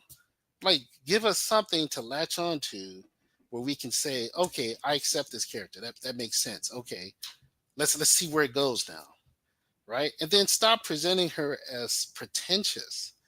Like, she comes off as so arrogant and pretentious. Once again, you're applying, because people will say, well, Tony Stark was, it's like, yeah, because Tony Stark is a man, and that's it, really. Men And are B, it arrogant, was pretentious. Women, generally speaking, we don't expect that from a woman. well Especially not, also well, let me finish, not in the way that she's been presented. Present her as a woman, as a female. Do you understand? And that's yeah. what I'm saying. They're applying, like, if Riri Williams was a boy, a black boy, right, a black young man, it would be a lot different. Although it would still be the same problem. You still need to give him backstory. But you understand? It's like she just pointed this out in her video, right? The one we just watched. Yeah. You're applying masculine traits to a female. Now that can work with certain exceptions, right? I'm not saying it can never work. It can work depending on the kind of story you're telling. But in this kind of story, it doesn't work. In most stories, it doesn't work. Yeah. That's why intuitively people just say, I'm not interested. They're not going to go into this philosophical rant like I'm doing and explain to Disney and Marvel why they're rejecting it. They're just not going to go see the movie or watch the show. Right. You understand? Nobody's gonna. But it's like, pay attention to what people are saying, not just how they say it, but listen to the points being made. It's like, stop trying to, don't listen to respond, listen to understand. I Right? mean, they're It's like, not it's going not to. just blanket But racism or sexism. It's like, there's a reason why this stuff doesn't work, and it hasn't been working. And it's like, that's it. It's really that simple. But it's like so frustrating to see, like, it's basically gaslighting, right? Like, it's like, bro, that's not even the narrative, right? But for some reason, it's, yeah, oh, people are racist. All of a sudden, out of the blue, despite actual history with other minority characters, right? It's absurd. So, in yeah, right, I mean, I that's the thing. I don't think you can't wait for people like Disney or Marvel to actually do something about it. The best that we could do is to support writers and artists who actually make an effort to write good right, real female real, characters. Yeah. yeah, exactly, yeah. I agree, and I think that's happening in the indie space, and I hope and pray that it continues to Yeah. get support and rally people around it, and and hopefully we get an inversion where what used to be indie space becomes mainstream. Not in the sense of quality, but in the sense of just quantity and accessibility and knowledge, right? The permeation into the mainstream consciousness where people are more aware and they're even seeking it out, right? That would be awesome. That'd I be mean, I always think about Calvin and Hobbes, right? Calvin, the guy who created Calvin and Hobbes, the author of the comic strip. Yeah, You don't know, it's the one with the kid and the tiger. You see it a yeah, lot. yeah. I love Calvin Hobbes. Yeah, I did too. But I think the big reason why he didn't want to franchise it was because he saw what happened to stuff like the Peanuts Yeah, and yeah, right. Garfield, Yeah, and he just didn't want that for his characters because it would take away from the spirit of what Calvin and Hobbes is about, which is about yeah. That's the understandable. joy and innocence and imagination of a child. And I think he made the right move. Bill Watterson, shout out to Bill Yeah, Watterson. yeah, And but I think as a result, though, Calvin Hobbes is still a character, and that they're both characters that still permeate throughout pop culture because the original works are so endearing. You don't need a movie. You don't need a comic book spinoff. You don't need a cartoon spinoff. You know who Calvin and Hobbes is. People like I know who Calvin and Hobbes is. You know, right. Hobbes It's well came before out in your 1980. time. Yeah, Yeah. right.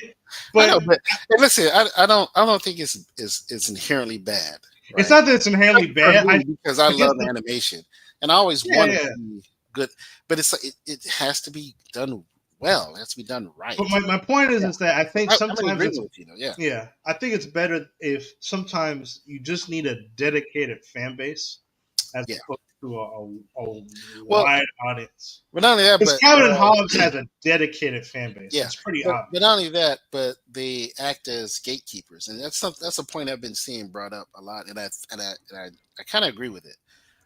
Is gatekeepers who say this is canon, this is proper, Calvin and Hobbes, for example, and then this over here is not right, and it's just flat out rejected. We don't support it. We don't give it money, Hmm.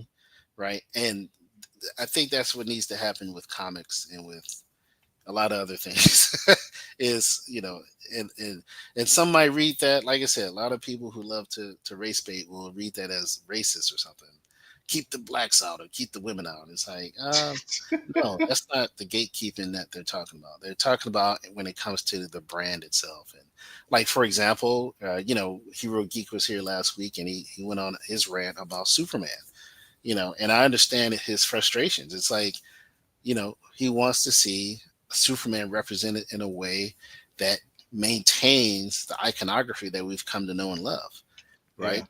And he doesn't see that happening with James Gunn's iteration so far. I still want to give it a shot.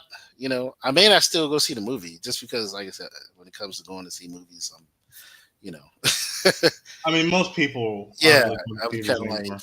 always like wait and see, but I'm still kind of rooting for it. Like, I hope it does do a good job of capturing. Now, from that trailer we watched, like I said, I didn't like the scene with the interview. And someone made a video, and once, in my opinion, it was more gaslighting, but they tried to argue like, well, Superman's rejected the government before, and and I'm like, yeah, but I don't think most people's issue with that scene is that Yeah, he that's disingenuous. argued with That's the not the government. Yeah, problem. I think the problem is the way the scene plays out, and the actor himself. His impression is comes. It seems like he's arguing from a place of weakness, right? He comes off as weak and kind of whiny, Well, versus he comes off someone as who's, emotionally yeah, emotionally immature. unstable. Yeah, yeah. Versus, you look at Justice League and Justice League Unlimited, the animated series. Yeah, Superman was off the chain, right? There's a few episodes where, and he cited those episodes where he fought Captain Captain Marvel. Marvel. Yeah, Yeah, but it took him a lot to get to that point, that's what I though. was gonna say, right? We have like a few seasons of Justice League that builds up to that, for one, but Yeah, two, it also showed the whole point of that arc was to show how Superman had grown a bit cynical, right, as a hero, dealing with right. the government and dealing with Cadmus and all that kind And of Lex stuff. Luthor. But Yeah, by the end, what happens? He's like, we're gonna disband. Why? Because Superman realized, man, we abused our power. We got a little out of control with the yeah, whole laser and all that. And then the people said, no, Superman, we still need you, right? Green Arrow, right. he says the world still needs Superman, right? So Superman's Yeah, all right, then we're going to adapt. We're going to do something different. We're going to, right? yeah, The whole point was Superman was at a place where he was getting a little too cynical, right? but then we brought him. The people brought him back, right? Right. He saved the world, right? He saw like what could happen with the parallel Superman, all that stuff, right? And he made the right choices despite the temptations. Right. That's Superman. That's what we're talking. But he never whined and complained. He never sat there and tried to argue with Lois. Oh, Lois, what are you talking about, right? Yeah. Like the scene in that trailer. That's the problem people have is he Hmm. comes off as a weak, whiny Superman. Nobody wants that. When you look at the other iterations, he's never weak and whiny. He stands his ground despite the opposition from the government or the people, right? That's the critique that people have for Man of Steel, right? When you look at Batman versus Superman and how I don't know, like he was just so depressed in that movie, right? It was like, bro, who are you, right? He's like questioning being. It's like that's not Superman. Superman Yeah. doesn't question being who he is, right? He might question the people or the government, right? But he's like, I'm doing the right thing here. Yeah. You understand? Like, so it's the question of how do I deal with it? But it's like, come on now.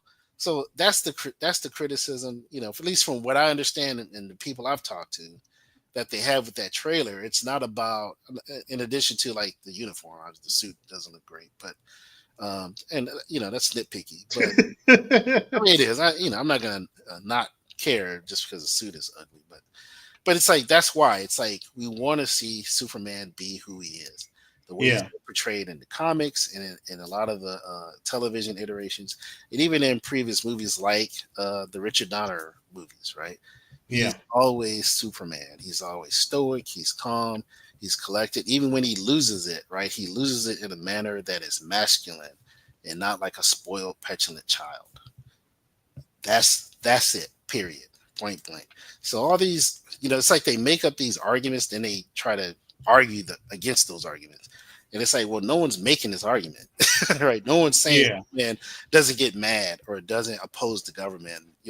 Like no one is saying that. No one's arguing. If they are, they don't know Superman, right? What they're Yeah. arguing is the portrayal itself. Just it seems counter to the nature of who Superman is. That's the problem. It's the impression that he gives, right? So and that's it. So it's like, come on, guys. Um, I know, you know, I know. Generally speaking, there's a sort of exhaustion happening in the creative spaces.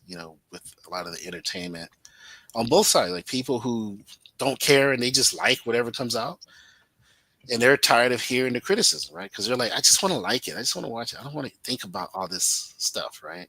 And then there's the other side where they're fans and they're like frustrated, like, man, why are you guys giving us crap? Why are you giving us garbage? Why are you changing who these characters are? Right? Why are you doing that? Right? We don't want that. Yeah. And they come off like they're opposing sides, but they're really not. They both want the same thing. They want good entertainment. Period. Yeah. And the criticism is not the problem. Like you're gonna get critics, and they're gonna keep going in. Why? A, it's clicks and views, right? But B, it does need to happen. Like studios need to hear that they're putting out garbage. So hopefully they will change, right? They will give us good stuff, Yeah. right? So it is needed. It's not like it's different if you're criticizing like the Richard Donner Superman, right? And people are like, oh, he's too skinny or something. It's like, get out of here, bro. Right? The What? movie's excellent, right? Like, you know what I mean? Like, if you're criticizing something that's already good, already established as like this is good, right? Yeah, Yeah. it's like shut up, you know. But that's not the case, right? People aren't criticizing what's already established as good. That's objectively good.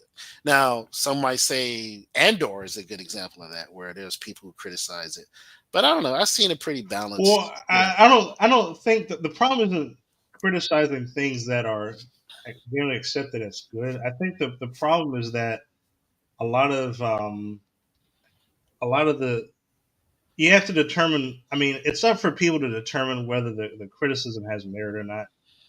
I mean, because you're allowed to criticize stuff you're allowed to criticize.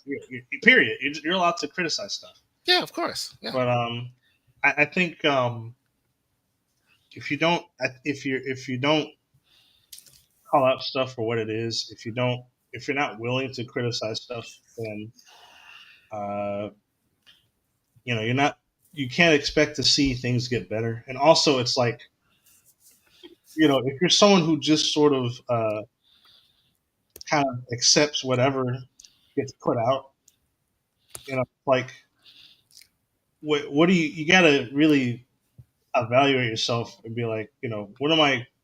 At some point, you have to evaluate yourself and be like, what am I actually consuming, right? Yeah, I agree with that. You got to be mindful of what you are consuming, and like I love how some people always say I'm just killing brain cells. It's like that's fine. We live stressful lives. You don't want to overthink it, but at the same time, we don't want to always be passive in what we consume. Yeah. You want to be able to say, especially when, in my opinion, when certain things are egregious, it's like say something, or at least just don't entertain it, right? Don't watch it. Don't support it That's because why I always hate the it does need phrase, to "Oh, happen. just turn your brain off," because it's like, why? If I have to, Yeah, yeah. If I have to do that, then what? Like, and not that you should overthink like certain things. well, Like it's not about good overthinking example stuff. is the King Kong X Godzilla, right? Those movies from who is it? Legendary, right? It's Uh, like, yeah, that's a turn your brain off movie. Why? Because we just want to see monsters punch each other, right? Like, Pacific Rim, as great as it is a really great movie. But at the end of the day, yeah, we just want to see giant robots punch giant kaiju, right? Like, it's like we don't have to go in at this in depth, well, they should have, unless you're critiquing as a film critic, like the cinematography, the lighting, things like yeah, that. yeah, yeah. That's fine. Like, but if you're getting into, they shouldn't have had a woman, blah, blah, it's like, it's just, it's a kaiju movie, right? Certain things, yeah, I agree, and you take it as you will, right? But, but look, have fun, whatever you're, indulging in for entertainment. Have fun with it and enjoy it, despite the criticisms, right? I think you should try to hear out some of it, right? But at the end of the day, you can like what you want to like. I mean, especially if you're an adult, right? Like what Yeah. you like. I'm not I'm not paying your bills. Right. What I Yeah. mean? Like seriously, right? So you can like whatever you want to like, regardless of how good or bad it is. So and I think that's part of it is some people that's what they hear when they hear it. It's like we're judging them.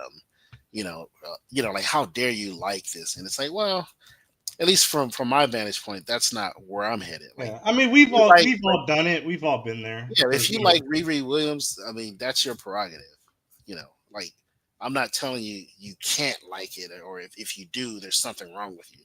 Say, well, no, if you like it, you can like it. I mean, but there are well, that's what I'm saying. But there are objectively true things about this property that are problematic, right? And whether you agree with it or not, that remains to be seen. But it is there, and that's all it is. It's like, look, we're gonna say like it's not good because of this, and these are objectively true. I mean, it's there's no some of it could be opinion, but a lot of it isn't, right? Um, I mean, I'll say this. I mean, uh, if if I find that someone likes something that I personally don't like, then my solution usually isn't. But my solution is never to attack the person directly, but rather to introduce them to something that I know they're going to like because they like the thing, right? So it's like, oh, hey, yeah, that's fair. like Ryu Williams, you like, oh, well, if you like, women kicking butt in robot suits, check out Bubblegum Crisis. Yeah, exactly. It's an objectively better I was thing. about to say Check that. out Appleseed. Prices, yeah. Check out, you know what I mean? Yeah, But exactly. I'm not going to, attack them. I'm just going to recommend something that they'll know they'll like Yeah, because they already like this thing, and I yeah. know it's better. And And that's and all. usually I'll just are you like that? I didn't like it. And they'll say why, and I'll say, well, because of this or that.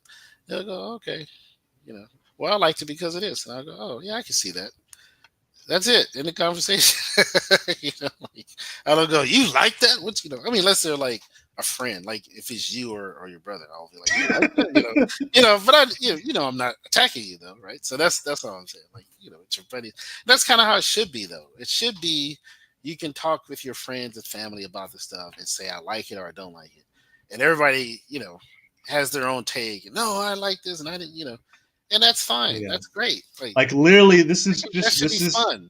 That should be yeah fun to do. Like, so like all the YouTube stuff is great. Like I appreciate a lot of the critic channels, right? Because mainly because a lot of what they say it kind of jives with the way I see things. I don't always agree. Never. It's never 100%, never even 80% to be perfectly honest. But it's like generally, it's like gives you sort of a starting place to go. Oh, that's an interesting point. I didn't know about that. And you learn a lot about movie making and cinema. Especially from the ones that are really knowledgeable, right? Like Chris Stuckman.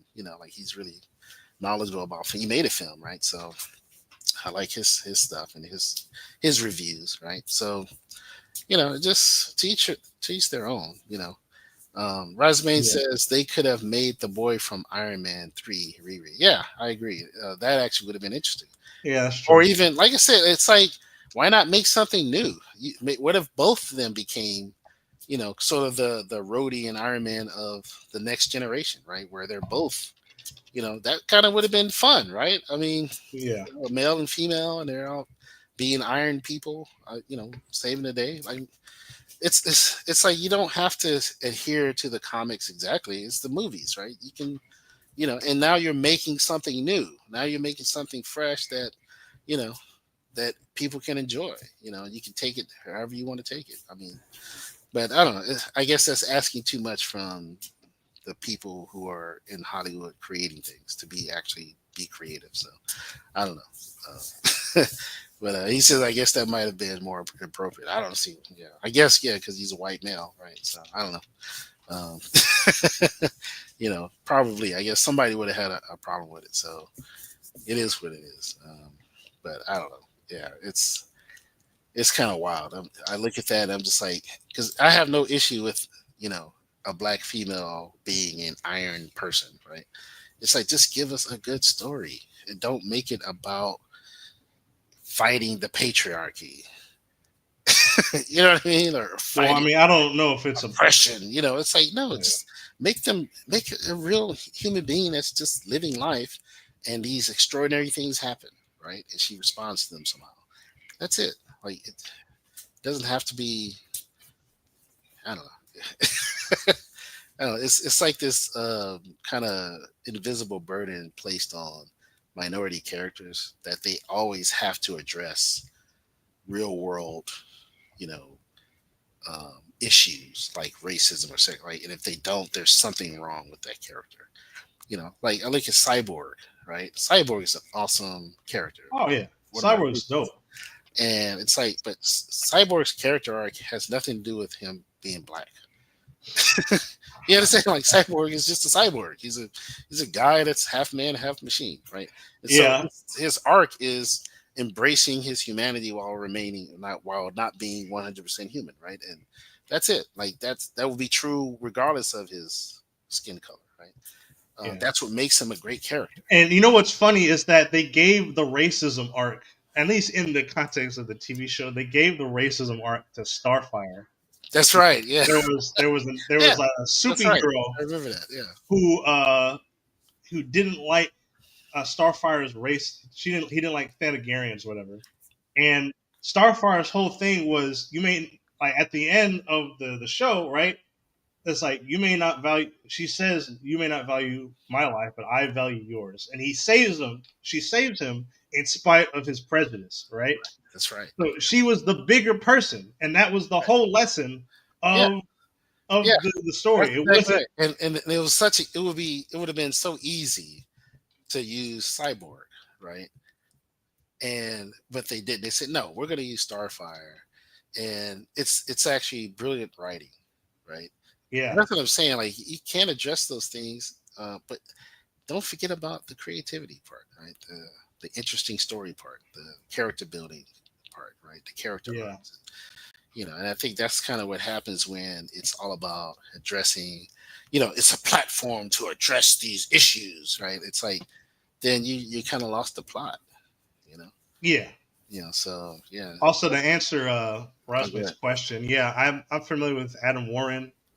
If you're referring to, because I know he did the American version of Dirty Pair, which was pretty good. I don't know if you remember Dirty Pair and all that.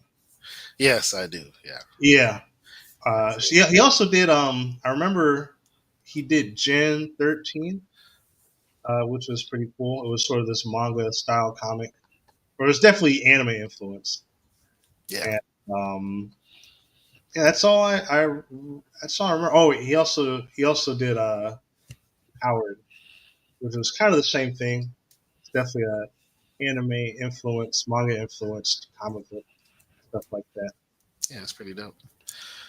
Yeah, but I like what he says here. If someone can't verbalize why he likes something, I have a hard time believing it. Yeah, but look, some people, like you said, they turn their brain off so the propaganda can flow. Some Well, it's people, not even just that. Some mm, people actively like the propaganda, and when I say that's what that, I'm saying. Right? Some people.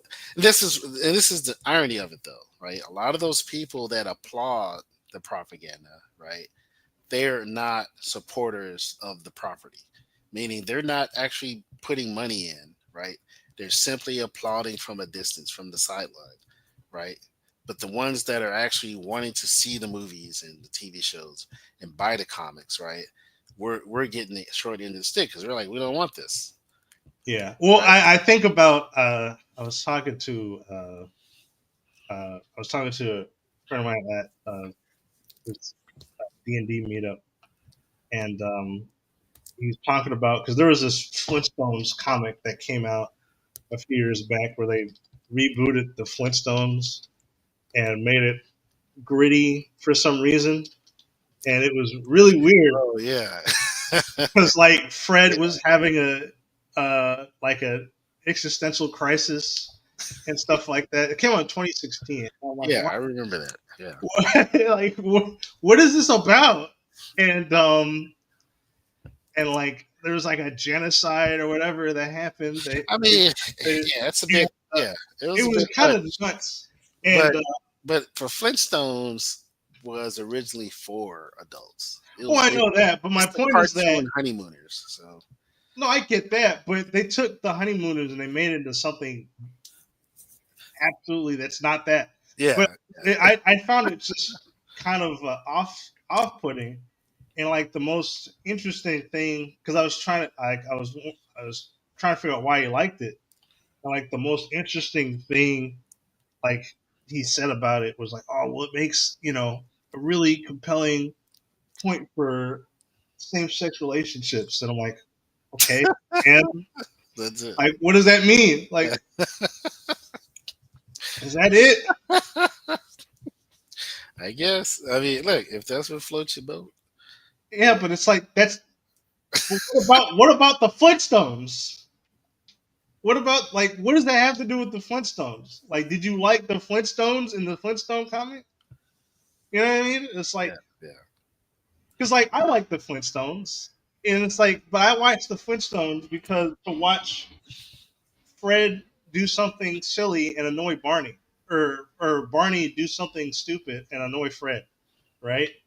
And Fred be the he was essentially the Homer Simpson before Homer Simpson, right? yeah, Because it's funny. Also, I like dinosaurs. I like seeing all the dinosaur contraptions.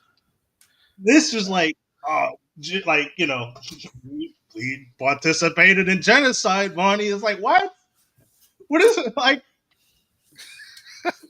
Well, how did I can't take this seriously. Like at least with like the movie, right? The one with John Goodman, right? Yeah, John Goodman and what's his name from Little Shop of Horrors? yeah. Little Big Rick Shop of Moranis. Horrors. Yeah, Yeah, Rick Moranis. yeah, Like it felt like the Honeymooners, but in Jurassic Park, which is what the Flintstone is. So even yeah, though there's a lot of like family drama and stuff like that, it still felt appropriate because that's what the Flintstones was about, anyways. Like it was, but it still, remembered to be silly, right? Like it didn't take itself too seriously. And I feel like the Yeah, Flintstones comic book took itself way too seriously, and so I never really got into it because it's like, who asked for this? I don't know. And it's not even just who asked for this, right? I feel like that's a redundant question, but it's more like who, like, how can I enjoy this? Like, I don't. Yeah, it's just weird. I Yeah, mean, they killed the Neanderthals. Yeah, it was like a war against because the whole Homo sapien versus Neanderthal thing, that they kind of dove in that in the comics. Well, it's like, wow. this is crazy. Like I mean, look, I just want to see Dino eat the steak. I just yeah. want to see I Bam Bam. mean, look, I'm for it. I mean, do whatever you want. You know, if people like it, they like it. So that sounds kind of awesome to me, but I need to go look that up, check it out. Yeah, it came out in 2016. Kind of went viral for that because one particular panel went viral. It was like Fred Flintstone having an existential crisis, and it went viral online. That's funny. Yeah, and it was like, Rosemary says the blackest thing about Cyborg is football. I mean, yeah, but it's Yeah, that's yeah, fair. plays football. So what? Everyone likes football. Yeah. Everyone likes fried chicken. Uh, Pebbles and Bam Bam in the Road Warrior. Yeah, I can see that. I'm, you know, What? See, you guys are coming up with these weird I can crossovers. totally see it. Yeah, why not? Why not? Uh, I mean, look, they get zapped into the distant future, post-apocalyptic future. Yeah. To be fair, there are some funny lines in the Flintstones comic. Let me see. There was one of my favorite panels. Ah, here we go. I just found it. Like it does have a sense of humor. Oh yeah, can I? Oh yeah, he's going to work, and he's like, "Can I ask you a question?" Sure. How come you wear a tie? I read an article once that said you should dress for the job you want and not for what job you have. So how long have you been wearing that tie? 15 years. It's like, jeez, man, you need some therapy? That's hilarious. There a psychosaurus in there somewhere? Golly. But Well, yeah, I mean, he's got the full caveman suit, right? So yeah. But it's just, it's that's Fred Flintstone. Yeah, yeah. There's definitely some humor in there. It's just, it's very it's a weird comic. That's all I have to say. yeah, I'm for it. That's not bad. He was bad at networking. Yeah, he was bad at that. Yeah. It's not about who Yeah. you know. It's not about Well, what you know. It's I about think the dinosaurs you kill. I think Barney would have been. He's probably better at it. He's a lot more likable person. I mean, yeah, true. Yeah, Fred's Barney. a little too harsh. I mean, they made Barney the spokesperson for Fruity Pebbles. This is true. This is Yeah. true. But we're gonna wrap it up. But before I do, I want to share something really cool. We did a collab with Hero Geek, Ronnie Christian on X. And That's we right. did a poster featuring his main character, my main character, Paragon Prime and Alphatron. So um, hopefully at some point we'll be able to offer it as a poster or a card or something. So look for that in the coming months. And we plan on relaunching ourselves later this year. So we're just trying to get our ducks in a row and save some money and do it right and get our email list up. So we're shooting for 200 plus on our email list, and we're almost there. Like we're pretty close. So go to our site and sign up, join our email list, and help support what we're doing. We're creating a comic book series super galactic, fantastic dimension, and there's just a whole roster of characters. But we're starting with Alphatron and his story, Alphatron origins, and it's not just his origins, but it's the origins of some of his who well what will become his most formidable villains. So it's not just his origin story, but it's the origin story for several other villains. So it's going to be really good. Hopefully you'll check it out and support us. And congratulations to Ron, Hero Geek. He had a successful Kickstarter, That's true. and, Yeah. and I think it's still going on. I don't think it's ended yet. So, but he has fulfilled. I mean, he has received achieved his goal, and so he's going for some stretch goals. And so, yeah, go over there and check it out, Hero Geek, and check out his Kickstarter. And yeah, help us out, help us indies out, help us do something great, help us to give you great stories and to entertain you. Because at the end of the day, that's all we want to do is tell you great stories, and hopefully make you fans of our stuff and for years to come, you and your kids, right? So, but yeah, that's it. It was fun doing the collab. I love how it came out. It looks beautiful, and hopefully we'll do more. And maybe I would love to do some stories with them as well. Not necessarily crossing over our current characters, but maybe something completely new. So we'll see. We're talking about it. We're having conversations. So, but yeah, but that's it for us today. It's after 1 o'clock, I think, right?